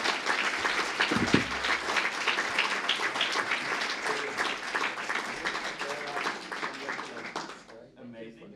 And look, I did not mention that you also get to take lovely flowers home to Chicago. That'll be a long trip. Look, they will last, hopefully. Exactly. Put them here, and Rodrigo, we look forward to hearing what's going to keep you busy in the next. Generally, what are you thinking? All right. Thank you for this award. Thank you for the kind words. It's an honor to be part of this group of researchers that received this award today and in the previous years. This is a great conference. I'm happy to be here and be part of all of these. I just want to start by saying, thank you also to my co-authors. Some of them are here in the audience. My work could not have been done without them, and thank you for my mentors for giving all this advice over the years that helped me, develop the work that I did. So, what I've been working on, so in the past few years, I've been thinking about how we can actually make the predictions of our trade models that we use to answer some fundamental questions in the field more credible. I've done these in different ways. I'm thinking about the gains from trade. How does that affect countries in the aggregate? How does it affect different people inside countries, different firms, different sectors? And one distinctive feature is always kind of try to think about the econometrics of this problem when we are recognizing that these markets are all connected to each other, which can be pretty challenging and may require us to think about new tools, how we do this with credible ways of doing inference, of combining theory and data, building new data sets that allow us to actually measure more accurately the individual exposure to international trade. Now, going forward, what am I thinking about? I guess many of the questions that we have been seeing in this conference, I think are kind of first order, and are questions that I intend to work going forward in ways that are going to not only apply some of the tools that I worked in the past, but also kind of pushing the frontier and try to think about different ways that we can approach questions related, for example, to what are the motivations for countries to set their trade policy. How do countries actually think about the impact of that trade policy on their own residents, but also across the world, and how that actually affects, the incentives for international cooperation. How does that affect, geoeconomic considerations now in this new environment where it seems that those became more relevant in the decisions that we see out there. And I hope, to keep making progress and try to provide some useful ways of thinking about these in a robust and credible manner that will allow us to combine both theory with some of the tools in applied micro work, applied work that actually allows us to kind of hopefully provide some more, some answers that are going to be, going to the causal impact of those changes in trade policy. That's it. Thank you. Thank you very much.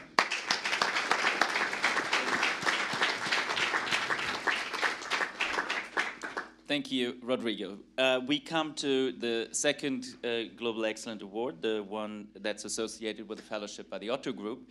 And it goes to someone who has not only designed an influential theory of dynamic inflation targeting by central banks, but who's also been a leader in this nascent field of geoeconomics that we are here today and yesterday to discuss. Christopher Clayton, please join us on stage.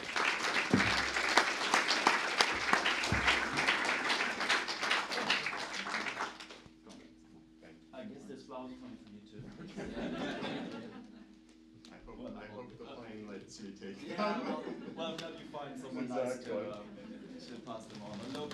A local co-author. Okay, good. Sorry, I've got my... Christopher, you can put it, I can give it to me and I'll hand you over.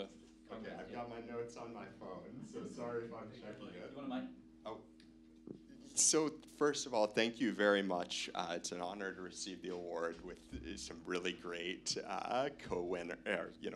co-recipients, as well as I know my own co-authors have received this in the past. It's also really great to get it here at the next great edition of this conference. And thanks a lot to Christoph, Isabel, and Moritz for keeping this going and bringing such a great room of people together to work on this.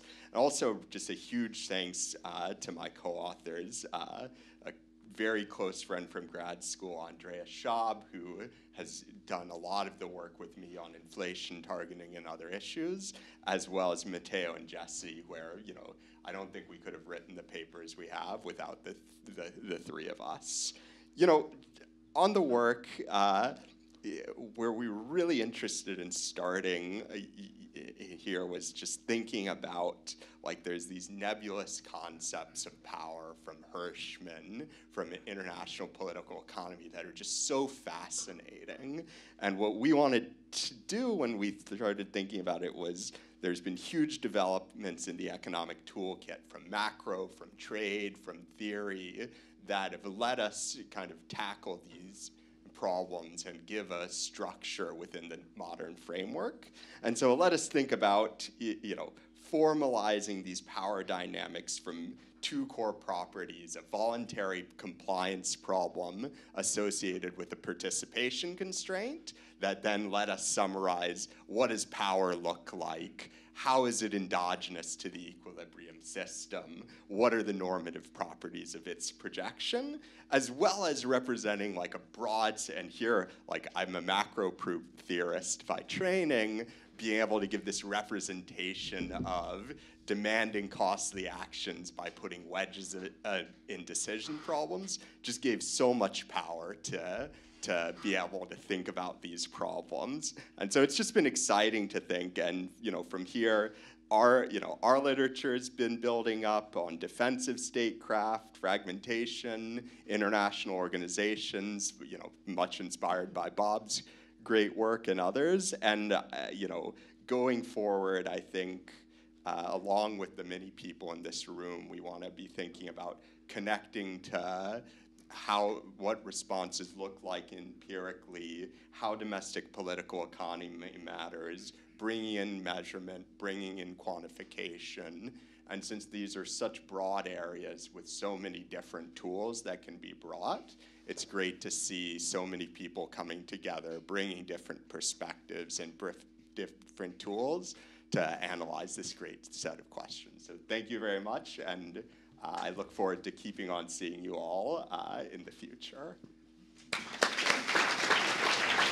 Thank you, Chris.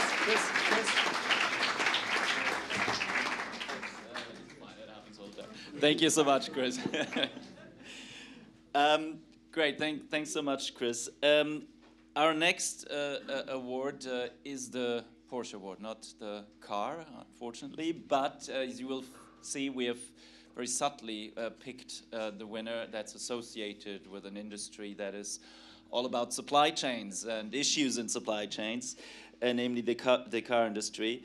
The next Global Excellence Award goes to someone whose substantial contribution includes carefully quantifying the important cascading effects of tariffs along production networks when tariffs are placed on upstream inputs such as steel. I'm speaking about no one else than Lydia Cox of the University of Wisconsin, who is there. Congratulations to the Porsche Fellowship.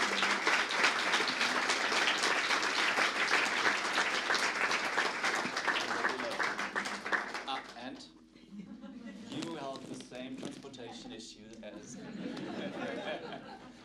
You can give it back to me, and I think it's just for the purpose. So here we go. Here you go. Well, thank you very much. Yeah, I mean, as the others said, it's a big honor to be here and to receive the award, and so I really appreciate it. And you know, I think one of the reasons that I am happy that I decided to become a trade economist is that the international trade community has just been so welcoming, and I think that's, you know, one of the reasons I've been able to have any sort of success so far. And just from hanging out with the Geoeconomics crowd for these 2 days, I can tell it's the same among kind of the Geoeconomics community. So just, you know, as a junior in the field, it's much appreciated. So yeah, I guess, you know, what I sort of like to do is spend time digging into data and figuring out how to kind of empirically assess the impacts of policy on the macroeconomy, both, I guess, mostly trade policy, and I have kind of an alter ego as a closed economy macroeconomist studying fiscal policy as well. So that's kind of, you know, where I kind of want to continue. One of the things that I've learned in sort of trying to tackle some of these policy questions is it's messy sometimes, and you don't always have exactly the data that you want. And so a big part of kind of what I've been doing is trying to figure out how to put new data together. And I guess something I'm sort of excited about is I've been working to put together a data set of historical U.S. Tariffs going back to the 1700s with a big group of co-authors. But this kind of gets to something that, you know, Ken was talking about yesterday about kind of our ability to learn from history. And so my hope is kind of being able to dig into a new data set. We can learn a lot more about kind of how trade policy has affected the economy, how it kind of has persisted over time, and a lot of interesting questions. So yeah, I'm excited to keep going. So thank you very much.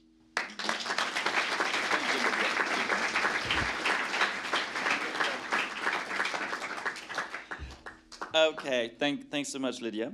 Our last awarded prize winner, who receives the Sauer Compressors Fellowship, is someone whose outstanding research is wide and influential, if I may say so. It includes the study of new barriers to a truly global innovation system and how to entangle the responses of agricultural trade policies to precisely localized severe weather, heat shocks, and others, and its welfare consequences in a world where we haven't discussed it that much these days, but where climate change and global warming are still a very dominant preoccupation. So the fourth award, I'm very happy to have you here, goes to Jacob Moscona from the MIT.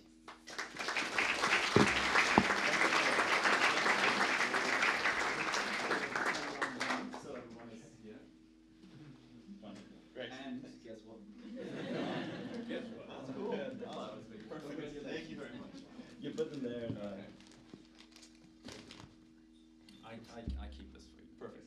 Please, yeah. Well, I'll just, echo exactly what was said now 3 times already, that it's so exciting to receive this award, to do it in a place and at a conference like this, which has been so much fun, and I've learned so much over the course of the last day and a half, and just kind of being in this company, it's really exciting for me. So a lot of my research focuses on understanding the forces that drive the rate and especially the direction of innovation and technological change, what types of problems innovators and innovation focuses on solving and what types of problems get ignored, and then ultimately what that means for who benefits from new technology, the impact of new technology, and how that can shape different things like differences in productivity around the world, but also the different capacity of different producers in parts of the world to adapt to major crises like climate change. So a first part of that work is really trying to understand what types of incentives drive innovation, trying to understand the role of intellectual property protection, how innovation reacts to threats like climate change, kind of reshaping its economic consequences. And then the second part is really focused on sort of who benefits from and then who is left behind by the global innovation system. And one kind of result of that literature that we try to show quantitatively in a variety of ways, especially in the context of agriculture, is that innovation is really unevenly focused across topics, and in particular really focused on solving the problems that exist in high-income countries, designing technologies to match, in the case of agriculture, the ecological conditions of rich countries and not low-income parts of the world. And that uneven focus of innovation can actually explain a lot of the massive productivity differences you see around the world. And then we kind of showed that in the context of agriculture, but it's true more generally in things like new startups that get developed that are trying to meet the demands of countries like the US and parts of Europe, but not the kinds of business models that might be most applicable or most productivity enhancing in developing countries. So that research is going now in a couple different directions. One is thinking about, well, okay, so this is true, but what do you do about this? What kinds of policies might exist to sort of shift this focus of innovation to the extent that there's inefficiency in that current system?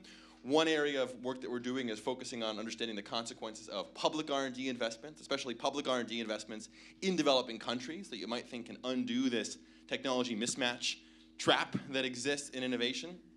And the second area is focusing on the role of politics and international politics in particular in shaping the focus and direction of innovation. So one paper that I presented yesterday is about sort of international political conflict driving sort of incentives to innovate across different sectors. And then we have this new sort of really exciting project where we're putting together sort of as comprehensively as possible data on various measures of innovation and technology adoption that took place in the Soviet Union from the 20s until the present. That's involved a lot of late nights scanning archival documents in libraries and having research assistants scour patent libraries in a lot of former Soviet states, and so that's been sort of really exciting. And the second piece that I've been working a lot on is understanding the consequences of climate change and scope for adaptation to climate change, especially in developing countries. One area of that is about the development of new technology, but also, again, how politics shapes that. So, you can have a climate shock in a country, but politicians don't just sit idly by and let that play itself out. They can often intervene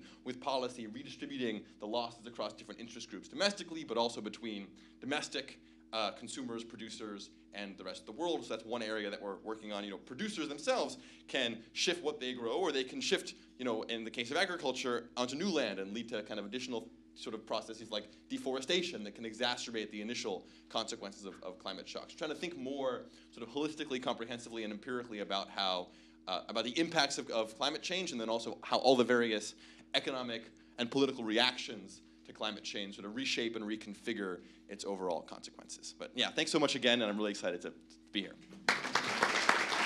Congrats, Becko. Congratulations. I would ask all the Excellent Award Prize winners to join me on stage so we're all together, not only for photos, so that everyone can see you as a group. And while you gather with your flowers and your bouquets, I'm just going to say that the next Global Excellent Award, the nomination application deadline, is at the end of this year, and obviously next year, 2026, we're also going to have the award ceremony. So congratulations, a big round of applause again for our 4 winners.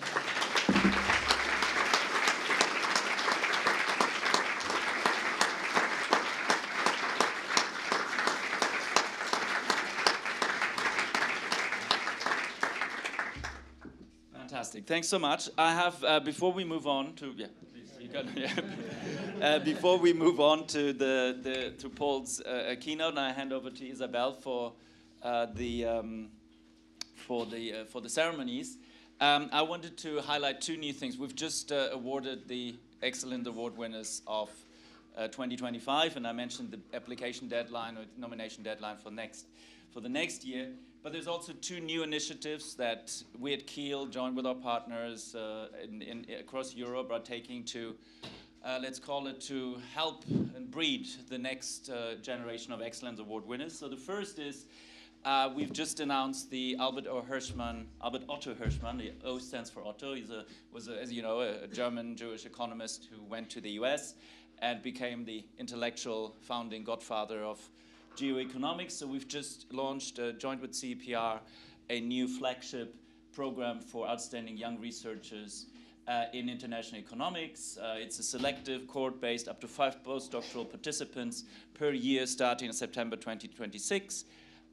So can be in Kiel, can be at our Berlin research hub with CPR.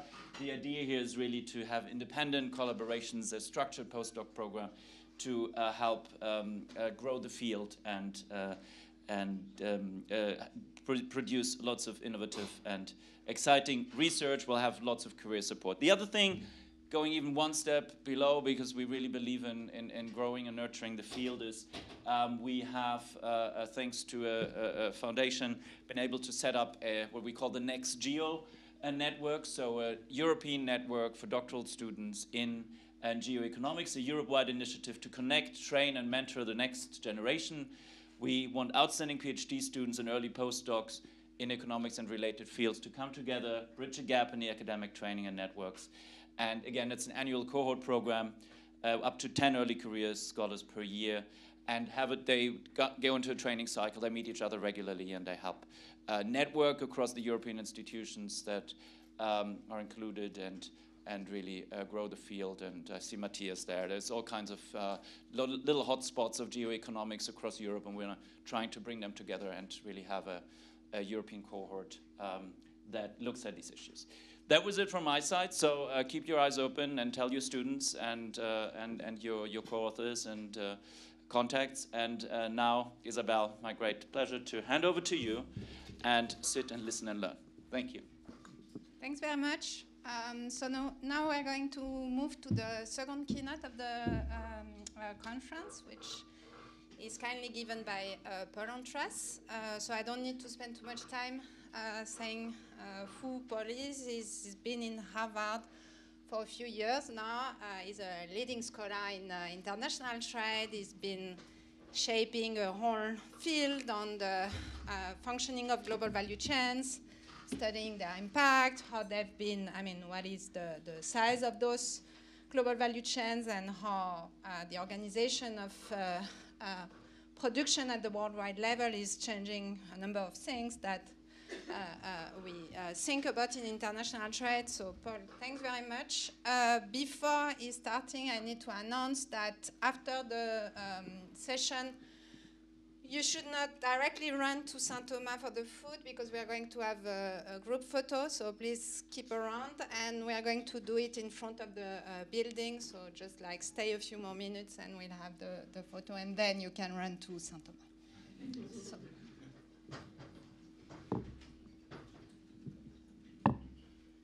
Thanks, Isabel, for the very kind introduction. Where am I using this?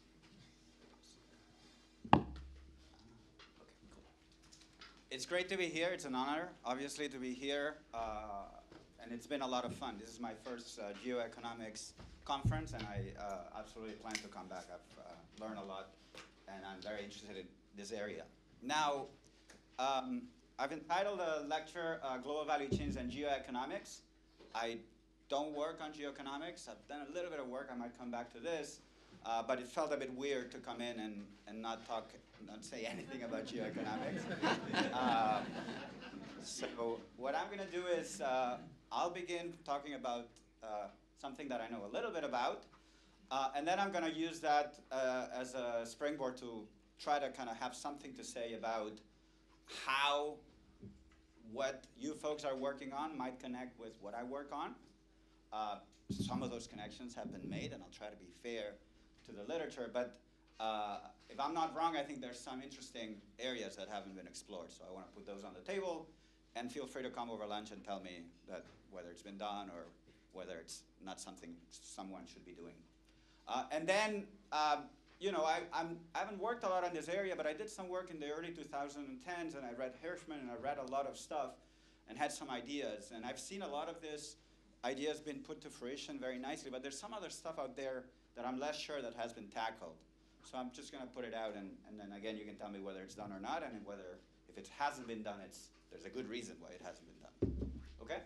So let me start with global value chains. As a matter of very broad background, probably most of you, many of the people in this field come from the trade or international economics field, so all this will sound like stuff you've already known.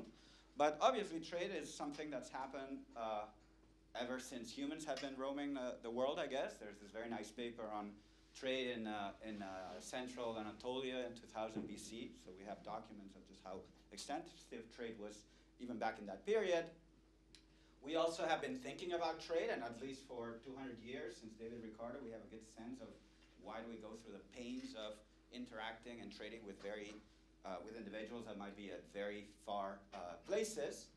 Now, I would argue that despite 200 years of intense thinking, the type of workhorse models that we're using in the field these days, or most of the models that we use that you will see being applied to geoeconomics, they tend to abstract from some salient aspects of the more modern world economy. And I want to spend some time telling you about what are the things that I think motivate my work that I'm not always seeing fully implemented in the applications or sort of quantitative trade models.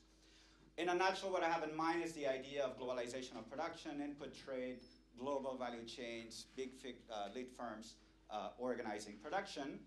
That's a very general concept, this concept of global value chains. Anytime you think about something very broad, you want to sort of distill it into things that are manageable at the theory level. And in my own work, a taxonomy that I found very helpful is one that was proposed in a paper by Richard Baldwin and Tony Vanavels, which they thought about two broad types of global value chains, what they call spiders and what they call snakes. Now, what are these things? What does a spider look like? A spider looks like this, but that's not what we do. Okay, don't get excited. We look at production processes, global production processes, that look a bit like that. That is, there's a core, there's a body of the spider, and then there's a set of legs that are converging to that core. These are production processes for which maybe there's a core part, call it assembly, and then there's a parts of components that are coming to the assembly plant. And what's new here is that spiders used to have relatively small legs. Think about Ford Company having a bunch of suppliers in Michigan, and now we have these massive spiders. The legs are crossing borders, and it's truly we're using a lot of foreign value added when producing goods that are sold domestically or internationally. A more tangible example of this is the Dreamliner. Okay, so this is the big American aircraft maker, which used to source mostly domestically, but in the more recent models, definitely the Dreamliner, about 70% of the parts are coming from all over the globe, right? And even some of the parts are coming from Toulouse, which tells you this sort of strategic trade policy, Airbus versus Boeing, there's something off with the typical example that we use to motivate this. There's spiders and there's webs of spiders. I mentioned Ford. Ford obviously is a much more complicated company. It's not just bringing parts and components into the US. It has a bunch of assembly plants.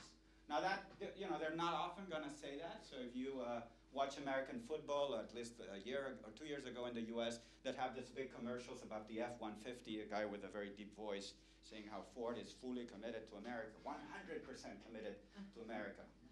You know, if you start reading, there's some fine print that maybe that's not, it's not all American. And in fact, only about 55% of the value of the F-150 is US value added. The F-150 is produced in America. Why? Because only in America people want to buy something that looks like this. So if you look more broadly, only about 40% of the cars Ford makes F-150, but it makes a bunch of other models, more smaller ones, that are very much sold in Europe, in Asia, and they have factories worldwide. Okay, so, you know, maybe it's not 100% commitment, but let's not dig deeper. Okay, snake. What is a snake? That's what a snake looks like. I had a picture of Trump, but I thought that maybe that's not something I should be showing. So what do we say here? What do we mean by that? These are basically production processes that also go through, there's some stages, there's some assembly, but these are processes that by their nature, they naturally go through a longer sequencing of stages, and you want to be explicit about this. Lydia had a very nice, where is Lydia? Lydia had a nice paper sort of outlining a model of this type. Favorite example to me, I've been talking about it for years, is semiconductors, obviously an industry that everybody here cares about for reasons that go beyond the sequentiality of production. But it's very clear how the process works, that there's a natural sequencing of stages that needs to happen, some before others. And we used to live in a world where all these sequences, these NICs were very local in nature. Think about like assembly lines, like, you know, maybe within a factory or nearby, and all this was happening very locally. Now these NICs have become massive. They're crossing borders many, many times. Okay, so some connections to spiders, but conceptually, it looks similar, and it may require different tools to kind of think about. Now, taking stock more broadly, this literature is trying to argue that, yes, neoclassical trade theory is very informative. Yes, models of firm behavior that emphasize the exporting decision, you know, firms selecting into exporting consumer goods to foreign countries are very informative and insightful. But if you look at customs forms, if you're an empiricist and looking at trade transactions, very often you're going to find a transaction that is part of a much bigger chain, that is connected to other transactions worldwide, some of them happening potentially at very long distances. Can we really, when you think about Boeing, can we look at the Dreamliner's imports of wings from Japan as being independent from the wingtips? No, obviously these are things that are, those orders are going to be naturally correlated and driven by a bunch of other decisions at the firm level. Okay, and I want to emphasize that as in trade theory more broadly, obviously trade theory is about interdependencies. General equilibrium is all about interdependencies. Models of heterogeneous firms are all about industry equilibrium and interdependencies. This is different. These are interdependencies at the firm or at the chain level. So it's much more micro, and that has actually implications for how those models work and how in those models the economy reacts to trade policy. Okay? So, and I'll say something about that coming up soon. It's a very broad area. Some of it is, as you saw, Baldwin and Venables, but even going back, Keynote has been working on global value chains for decades. If you're interested, you're not very familiar with it, let me recommend a paper at random, paper I wrote, handbook chapter on global value chains with David Shore, where we sort of divide the literature, we provide a way to navigate the literature, both empirically and theoretically.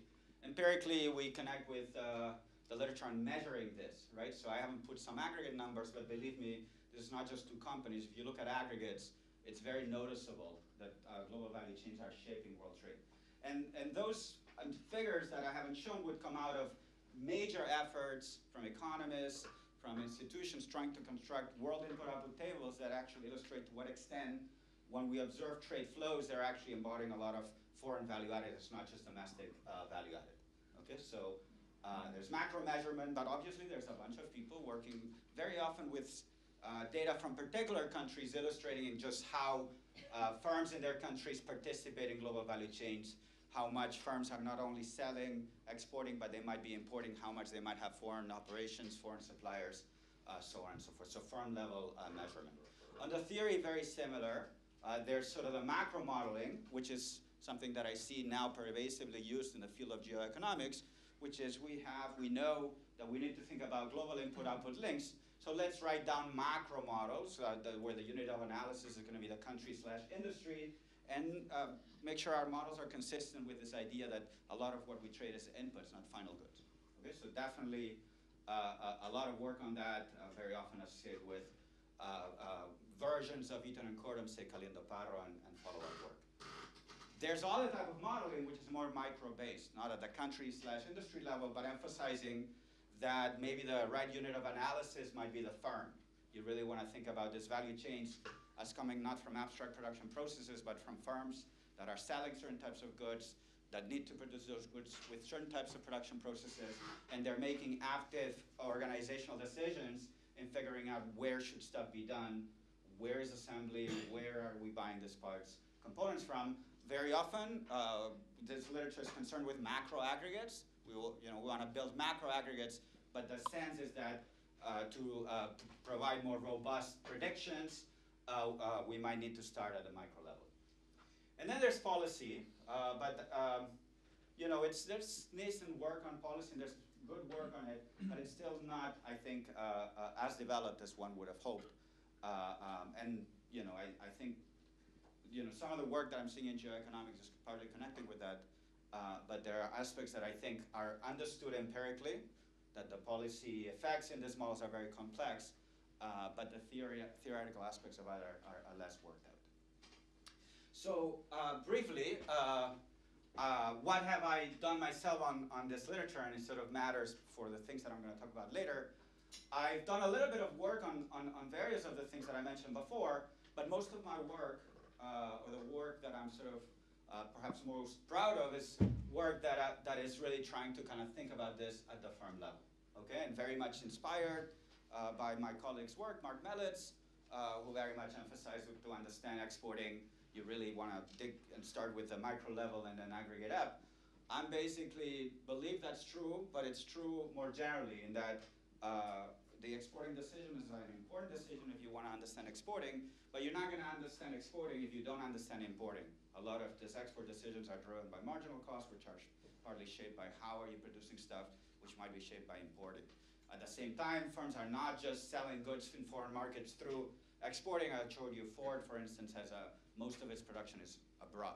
So you want to think about a corporation that produces certain goods. How do we minimize the delivery cost to consumers? Very often, that's not going to take place through exporting.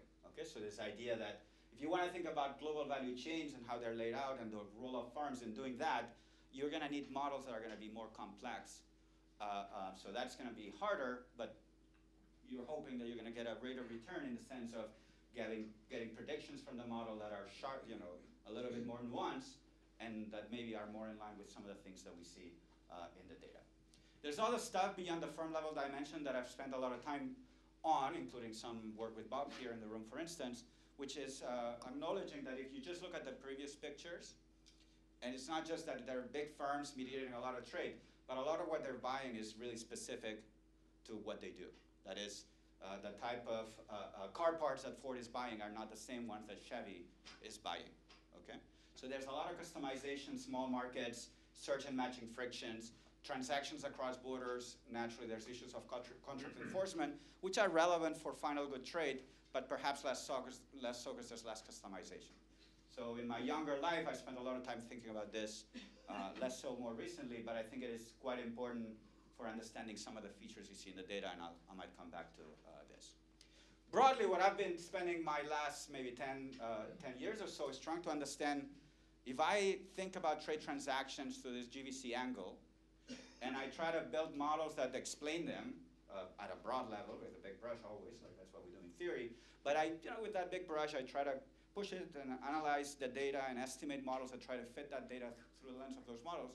What's coming out of it, and how is it different than how you would have read that evidence through the lens of more traditional models, in particular maybe input-output models or models that ignore sourcing or multinational activity.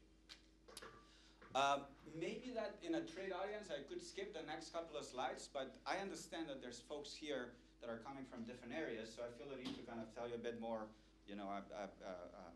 why, what led me to think about this firm-level approach. Okay, and first is the obvious fact, right, which is, Ricardo, neoclassical theory talks about countries and industries trading, but that's not how it works. It is really firms, obviously on the export side, but very often in the import side, consumers are not playing a very active role in shaping those import transactions.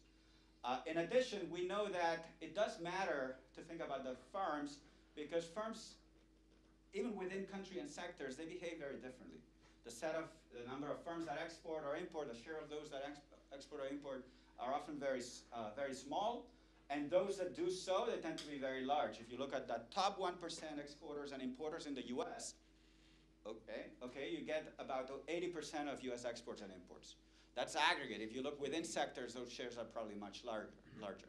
So understanding the behavior of a relatively small number of firms is going to give you a big chunk of the macro estimates. And if those firms behave a little bit different than our standard models that could have very significant macro implications. We also know that in part that's driven by intra-industry heterogeneity. This is where Mark Mellis' seminal work comes in. They're different, they're better performance, and that has some implications for when you have changes in the environment that affect the set of exporters, importers, there's important implications for aggregate productivity. We also know that understanding firm behavior is important if you want to understand the cross-section of trade flows. Why does why does France sell more to Spain than it sells to Cuba? Well, that's a terrible example. Italy sells more to Italy, nah, but I want to go further. Brazil, okay? So we know it's all gravity, gravity is part of it, but it's really gravity at you need to think about the extensive margin. To a large extent, it's because there are many more firms that sell to Spain than they sell to Brazil. If you look at firm level exports, yes, it varies, but it's not that big of a difference. So understanding firm behavior has been shown to be important to match the aggregates with implications for policy and for other aspects that are important. That's on the export side. It's true on the import side. Let me give you an illustration for multinational activities. So that comes actually from fairly recent work of mine with Teresa Ford, Evgeny Fadiv, and Felix Tintelnot, where with US data, and this goes back to my issue, if you want to do this firm stuff, very often you're constrained to kind of have to focus on a particular country. So we focused on the US data. We have census data, import-export transactions. What's new here is we match that to data on multinational activity. We know where US-based multinationals, where do they have affiliate activity. We also know in the US those plants that are owned by foreign companies. Okay?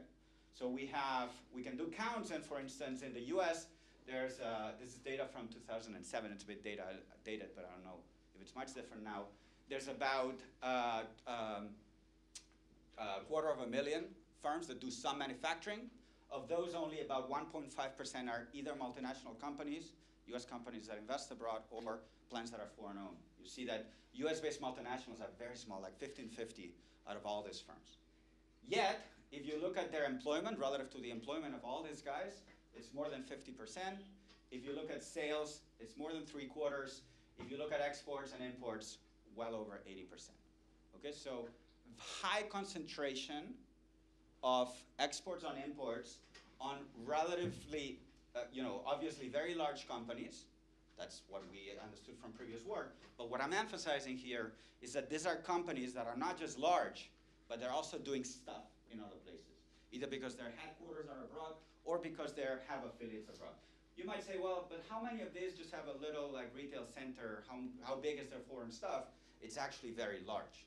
Okay, if by some, we did a calculation where if you try to figure out the extent to which US branded products, think about Ford, are made available to foreign consumers, and you compare exporting, the traditional mode to make US branded products available to foreign consumers, if you compare it to sales that are originating in a foreign plant, the latter is about 7 times larger than the former. Okay, so massive bias in terms of FDI and multinational activity in making US branded products available to foreign consumers. That tells you the foreign operations are large. Okay? Another sort of aspect, I'm not going to talk much about this today, but that sort of motivated a lot of my work on this when I was in grad school, which is if you actually look at the type of trade transactions that are mediated by multinationals, a very significant proportion of them is actually transacted within firm boundaries. It's not just that US imports are largely carried out by multinationals. A lot of what these guys are importing is actually coming from foreign affiliates that they fully own. It's not just that they're buying from independent suppliers. And these things aggregate. There's some variation in the data, but close to 50% of US imports are transacted within firm boundaries. That's interesting per se. I think it raises a lot of issues that are outside the scope of today or the conference of, if we emphasize the benefits of specialization, the market mechanism as being the mechanism that allocates resources to its most efficient use, should give you some pause that about 50% of what the US imports bypasses the market mechanism. That's a bit, that's some food for thought. So other stuff we saw that connects a little bit more to some of the themes of the conference We already saw that in some of our previous work, which is that although we see sourcing, you will see firms importing from abroad to produce goods, the vast majority of US producers follow what we call single sourcing. They were not diversified in 2007. That is actually true. I think this data, you have some recent work that shows that that's true even for more recent data. Okay, the median US importer in the US is buying a product, think about an input, only from one source. Okay, there's very little diversification. I think you guys maybe used 2017 data. Whether that's going to change given everything that's happening, likely. But when I see this, I always like to emphasize that there is a reason why this was happening. And it's not, I don't think it's because firms were stupid. Okay? There is a reason why there's little diversification, which is that it's costly. If you write down models, again, that you try to rationalize what you see in the data, these models are telling you it has to be costly to diversify. Maybe setting up this supplier network is costly. Every time I have a new supplier, I need to invest. There's a lot of that goes into that, and I'm just not doing it. Okay? If we force companies to do it, and we might have good reasons to do that, I'll come back to this, that's not going to come for free. Okay? I don't buy the argument that, oh, they didn't realize they should have diversified. No, of course they knew that they could have. They chose not to. I should say in passing, by the way, that even though this is true, if you actually look at the very large importers, and that's something that Beata has shown in her work as well, the very large ones were actually much more diversified. Okay, so again, with the idea being that not surprising because it is costly, but they can bear, large companies can bear those costs. It's the smaller manufacturing firms that cannot. The last thing I'll say about the firm dimension, where is this about? I'm here. So you're going to tell me a little bit how I'm doing on time? Yeah, like 20 Good. more minutes. Okay, good. I have a lot more. Okay, the last thing I'll say is I showed you semiconductors, a snake, okay, and it was sort of a very simple graph with stages. If you actually look at the industry, it is a story of firms, okay? So I didn't have in the previous graph, it didn't even cover the whole production process. It was ignoring that there's the Netherlands, it says, say, ASML, which is a key producer of machines. So if you start looking at this at the firm level, you understand that it's a very highly concentrated industry. That maybe if you want to understand bottlenecks, leverage of countries and things like that, you might want to try to understand what policy will do not to the Taiwanese semiconductors industry, but to TSMC. Or if you want to understand what the policy will do to exports of machines, electrical machinery, whatever that ASML is in, then maybe you want to think about the impact on ASML, okay?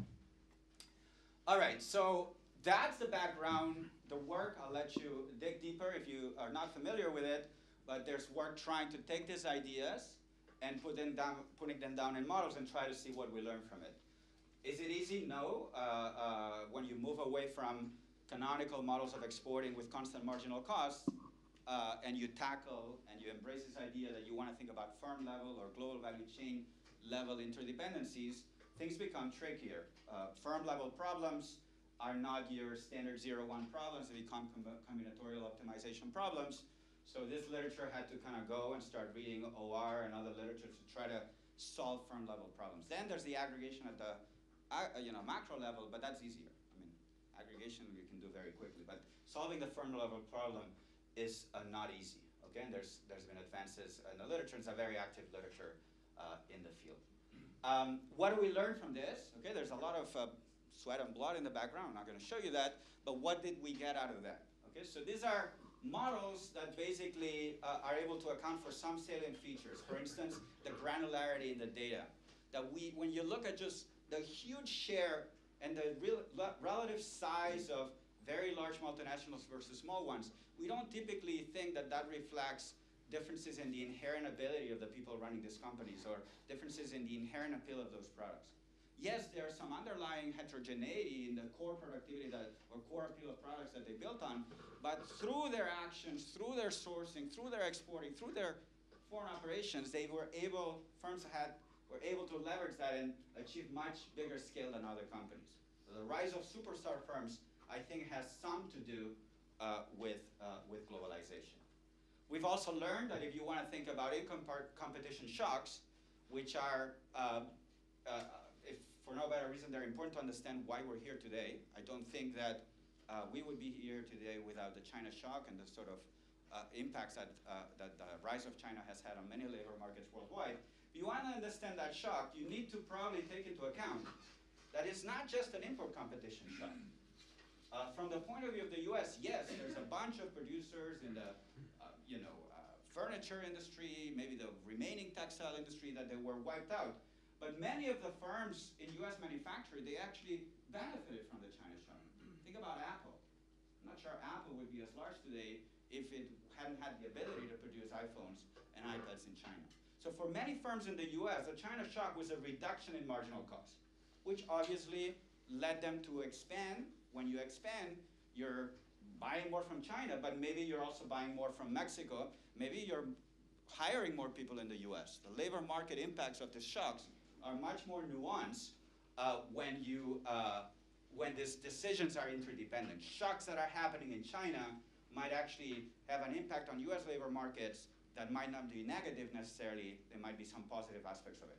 On net and work that I've done with Ford and Tintelnut, we don't dispute the fact that the net effect is negative.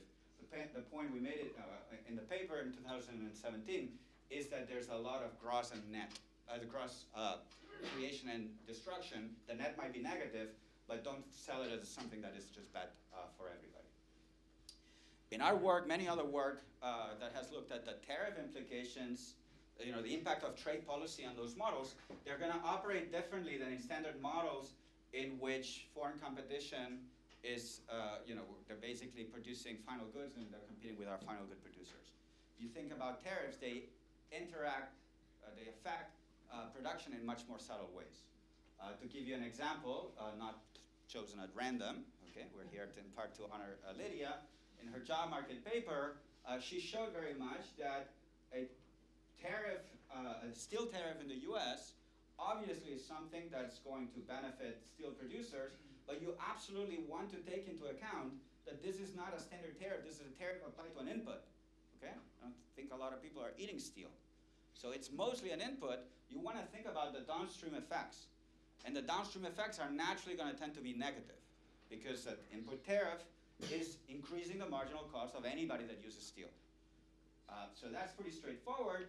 What her work suggests, which I think is highly provocative, is that this is a policy that didn't last an awful lot, but even though the policy didn't last, the effects were long-lasting. You can generate negative productivity effects that are long-lasting. In other work that I've done, with Thierry has done with co-authors, sort of has taken into account these deeper interdependencies that come from the fact that when the US puts in an import tariff, it's affecting not just the transaction that's being taxed, but might have broader effects on where you want to do stuff that is maybe not taxed. But by affecting that marginal cost, if you're a car producer and the cost of steel goes up, it might actually want you to redesign the whole chain. Is that going to imply more car production into the US? Well, it's very far from obvious. At some point you might decide, okay, maybe there's tariffs to import cars, but I want to operate in an environment where I don't have high tariffs at various stages of the chain, which is one of the reasons why I've been I've been arguing that the EU, for instance, should not necessarily retaliate versus Trump. I'm not particularly happy with the agreement that was signed, but for other reasons. But I think the idea that the EU should retaliate to the tariffs that are coming from the US, I think it would be a very dangerous thing, okay? Because it could create severe implications for value chains that are currently in Europe. Okay, so I know this is a bit vague. There's more that I could talk about, but your standard sort of diagrams that you teach undergrads, this is an impact of a tariff, it changes this effect, that effect. Optimal tariffs, a lot of stuff we've been seeing, we know that those things operate very differently, both in our models and, for instance, in Thierry's work on the EV industry. In practice, it looks like these responses are much more nuanced. So that's something that I think is relevant for research, but also for policy. In terms of gains from trade, okay, it's not geoeconomics, but a lot of the exercises I'm seeing about computing power dependency, they're kind of related to this notion of gains from trade. I think Chris was very upfront about this, putting a formula that was very much building on Arcolakis, Costino Rodriguez Clare, which is a paper on the instrument trade. We know that the numbers are not very robust depending on how you model things. Global input-output links, yes or not, in firm-level models, those effects might be very different. And I'll come back to this and try to kind of draw implications for geoeconomics. I'm going to skip the next couple of slides. This is more relevant for trade audiences, which is I've been pushing this firm-level dimension, but I'll be the first one to admit that there's severe limitations in the type of models that we're writing down right now. So even if you didn't care about geoeconomics, you should treat what we're doing with a grain of salt. We've worked largely with static models. I think sunk costs are super important. They're super important to understand the short-term implications of trade policy. Why did the US not phase out China as fast as traditional models would have predicted? I think market structure, should be working with monopolistic competition and estimating a monopolistic competition to the semiconductors industry is probably not a great idea. So we really need to kind of be talking and listening to IO economists. So the punchline is, I as a trade economist treat with caution the results that come out of quantitative trade models. The lesson for you guys is maybe you want to treat with caution how you apply those models to think about dependency or power and things like that.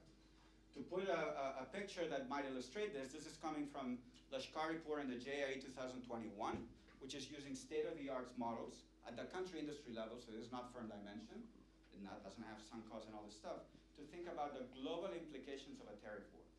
So imagine that we consider a situation where every single country in the world is setting tariffs on each other in a manner that is optimal given those models. We know in those models, it tends to generate very large tariffs. Okay, optimal tariffs are typically very large. But it's not just the size, it gets very funky things. For instance, there's two countries you might be familiar with, Germany and, I said countries, two economies that should be, you're familiar with Germany and Taiwan. Apologies. It's not taped, hopefully. That, according to his calculation, would benefit from a tariff war. Okay? So I saw this and I emailed Ahmad. He's a great guy. I said, is this a typo? What's happening here? And he said, no, just think about it, he says. This makes a lot of sense. If you I don't know about Germany, but Taiwan, massive market share in some sectors. They control the semiconductors industry. They have a lot of global market power. So they're going to want to exploit that. Maybe you want to do it on the export side, but you don't let it. They're going to have high optimal import tariffs. Indeed, the optimal import tariff for Taiwan is 90%. No wonder that the current environment is not good for them and they prefer a tariff war. But we understand, I think, that that's not very realistic. It's not realistic geopolitically, right? I mean, we all understand the moment Taiwan set these tariffs, I mean, it stops being an economy, stops being independent.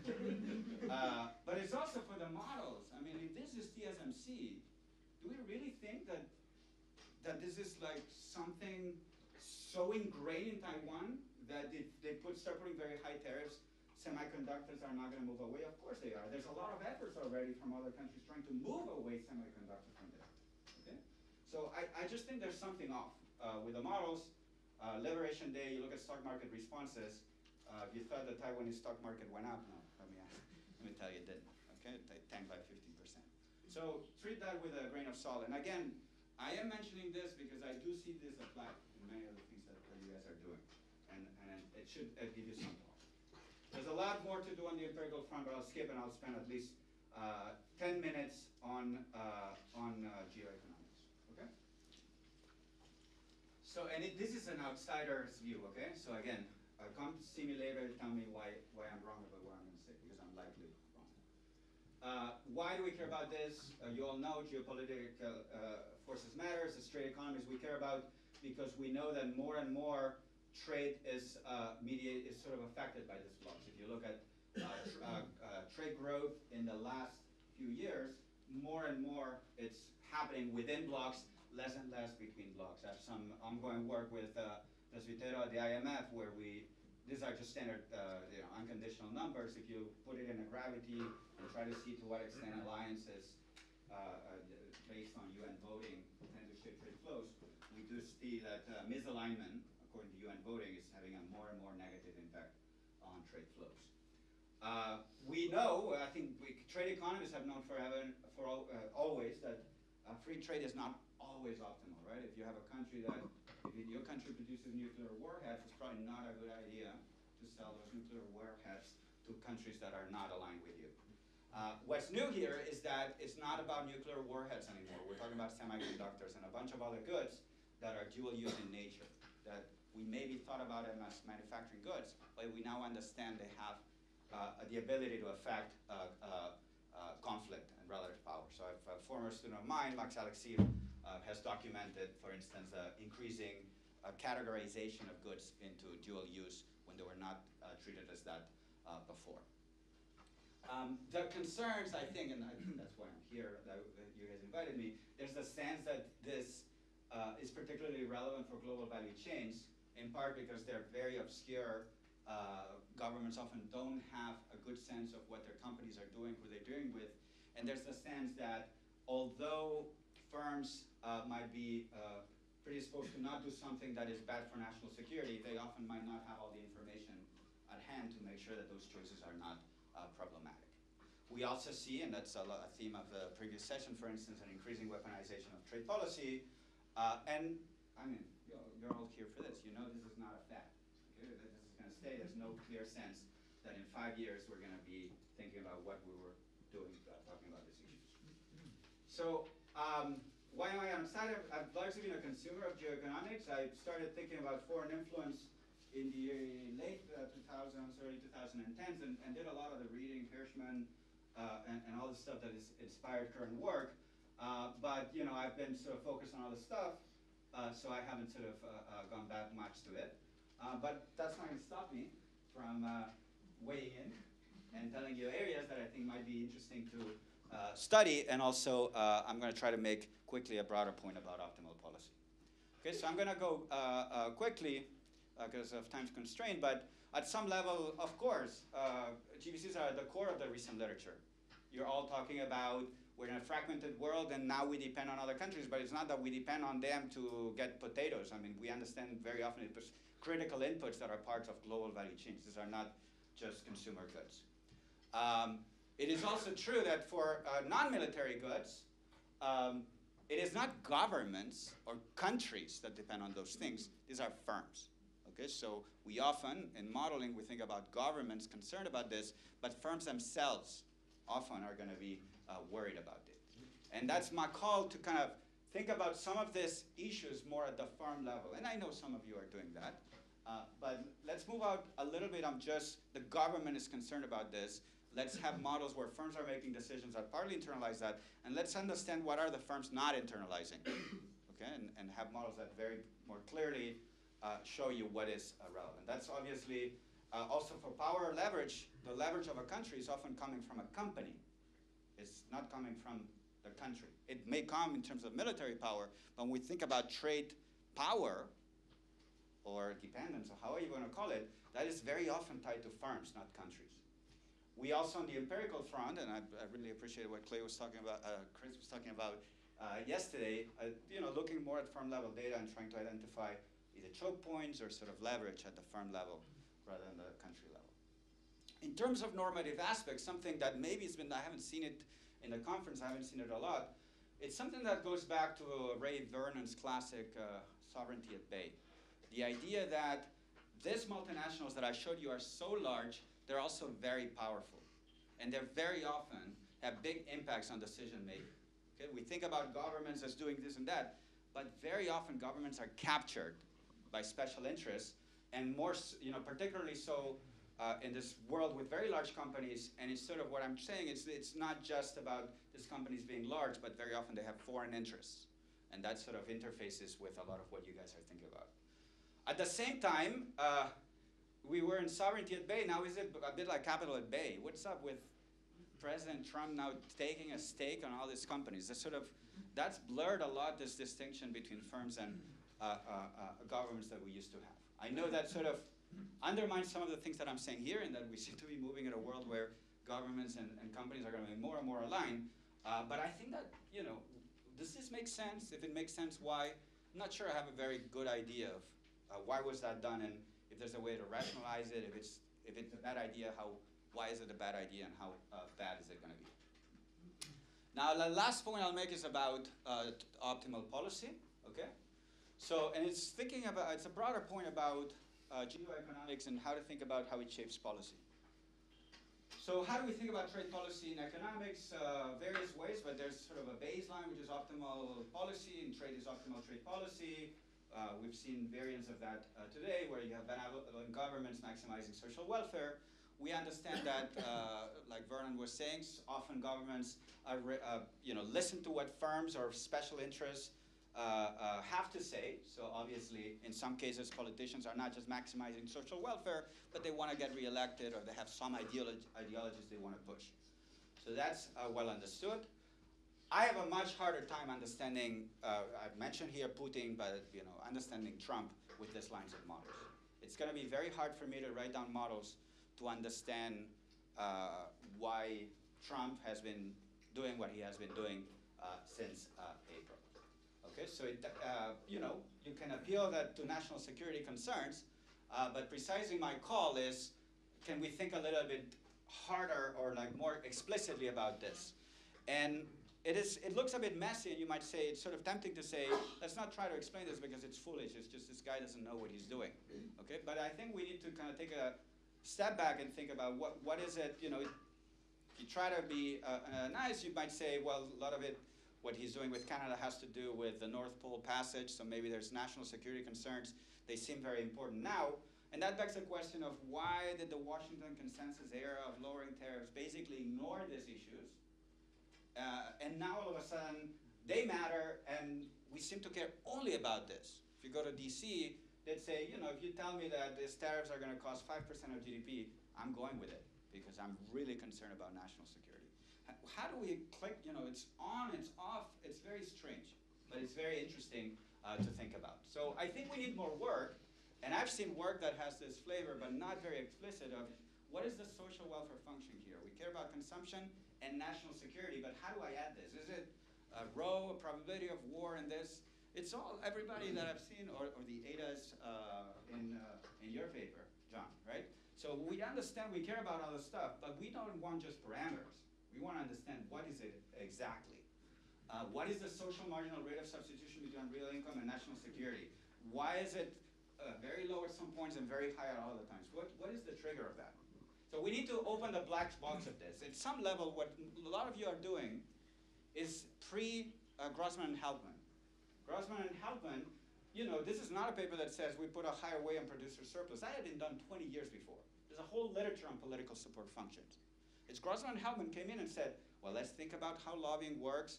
Let's get a theory that spells out exactly how lobbyists shape policy, and that's going to help us go to the data and test these models and the mechanisms. And I may have missed it, but I think we're a bit short on that. How does trade policy depend on the structure of international political alliances? Great work so far, but I think there's more work to be done. How are alliances formed? Okay, I'll leave you with a graph. I look at effective tariffs in the US since April. They've gone up, we know that. What is less appreciated is they've gone up way more by US-aligned counterparties than for non-aligned parties. Why is the US beating up on its allies? Okay, what is going on? I don't think we have good models to think about that. And a lot of the presentations I've seen, it's like I'm doing this model. I know it doesn't quite fit what's happening now. Well, let's get to work. Okay, thank you.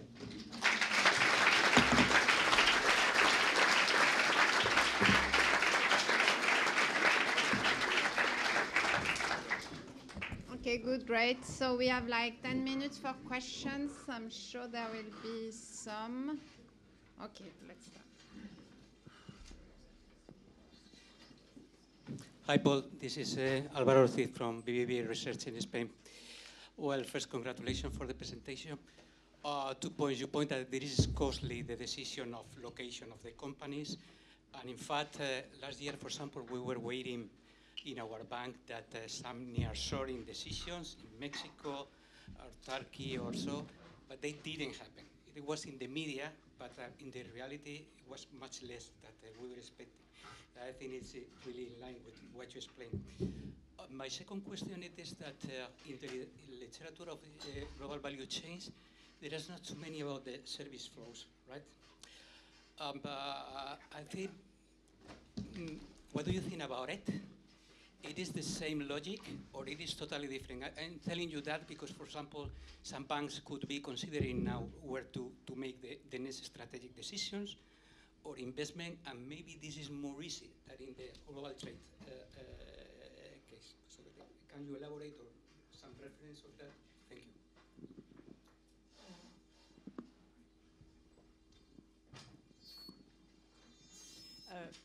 Very, very interesting. I was wondering what you could say, if there's any progress in the literature about the, the infant industry debate, the interaction between industrial policy and trade policy in the light of what has been happening in China. I have just a data-related question. You showed some impressive examples of global value chain, in particular industries. But when I look at the TIVA database, and I look at the percentage of domestic value added in exports for the larger areas, for the US it's around 90%, for EU even external trade is 85%. So is it this global value chain phenomenon just concentrated in particular industries, or is it something that's relevant for the 90% of trade? Great talk. I think I have a couple of questions on diversification. You said that while most firms just source from one supplier, but what's important is that different firms supply from a variety of suppliers, otherwise that can build exposure. And there's an argument that you were saying, well, there's no really role for government because firms can diversify risk, it's in their interests and so on, but that's the way we thought pre-financial crisis, right? Banks were individually very diversified, but the system as a whole wasn't, and so there is a role there to stress test the system and check. And one thing you didn't mention, but I guess is in the work of Steve Redding and others, is the multi-product dimension of firms. I was wondering what your thoughts were there, that it's not just about one product and what role that plays. I wanted to follow up a little bit on Helene's question to hear your thoughts on industrial policy. Now it seems to be like people are putting hope. It's respectable again, let's say. But in many places we tried that for many decades, and it was a complete failure. So captured by lobbies and so on. So I would like to know what your thoughts are on that. So maybe we can start with those. And yes, absolutely. It's already how much time do we have? All right, let me go quickly, and then over lunch we can follow up. Alvaro. Yeah, I mean, you made the first point about things not moving. I think there's a lot to do with something I mentioned, sunk cost. Something I didn't mention is uncertainty. Okay, so we know that if firms knew exactly what tariffs are going to be over the next 10 years, probably things would move much more quickly. But things are changing by the day. So totally agree. Services, my goodness. Yes, and it actually connects with Daniel's point. I think trade economists should do more work on that. I know Bob has done some work on this. The limitations we have are twofold. They're both conceptual and empirical. The conceptual ones is that services they're very different depending on what you're looking at, right? So, and it's not just that they're more skill intensive or unskill intensive. It's just the nature of the services, how you want to model those. That you're not going to find a single model that's going to account for various types. On the data front, it's just like we do a very poor job in measuring them. Industry classifications are very coarse. Some of the services are just plainly not measured. Putting tariffs on them is hard. But you know, I think it's something that at some point we need to kind of, and obviously there's a lot of people working hard to do that, but we need to kind of take more seriously. I mean, one of the funky things about Liberation Day is how we're doing bilateral trade deficits, but just looking at manufacturing or ignoring services. That's silly, right? I mean, and although the data was there, that's not an issue of data. That's more of interest, probably. Wow, infant industry and industrial policy. I mean, we could talk a lot about that. My own view is I'm a little skeptical about industrial policy. I was not that long in Germany, the big German association meeting, which was all on industrial policy. And I was really shocked just how much, at least in the academic world there, this idea of we need to bring back industrial policy seemed very, very ingrained. I don't know if the empirical evidence is so clear. There's very nice empirical work looking at this event, that event now that looks like things worked out. But you know, the history of industrial policy is a history where a lot of the things, we don't have data just because it didn't work out. You know, there's massive issues. I mean, I'm not naive. I mean, I understand that there's things the government should do, broad level education, infrastructure, things like that. There might be industries that are absolutely key for national security where it's very easy to identify. But when you go to broad and a little bit random sort of, I'm going to help these guys or not, it's dangerous, which is the same thing with tariffs now. You announce some tariffs and then, you know, the big business people come in and I'm going to give you a cut. And I mean, when you open up this political economy games, I mean, things can take a bad turn very quickly. So I've always been a bit skeptical about this. Multi-products, yes, carries two rows away from you, so there are versions of this. If you want to think about the car industry, I mean, obviously that's the product dimension is very important. And then Daniel, yeah, I mean, domestic economies are very important. Their services are very important. So when I try to draw attention, right? So I'm going to say 50% of world trade is GVC trade. And so but that's what I want to understand, right? The global economy, international trade. And I know these animals, the snakes and spiders are very important there. But you're quite right. You know, the world economy is dominated by very large economies, a lot of stuff outside manufacturing, a lot of non-tradable stuff. Even within manufacturing, there's still like domestic aspects matter a lot. But you know, I gave you a couple of numbers that for the US, if you focus on certain types of firms, certain types of sectors, I mean, these are important things. But obviously, you know, if services are a huge chunk of the economy and things like that, some aggregates are going to look smaller, for sure. I think that's basically. Okay, perfect. Now we need to finish here, take the group photo, and then move on to Saint Thomas. Thanks very much.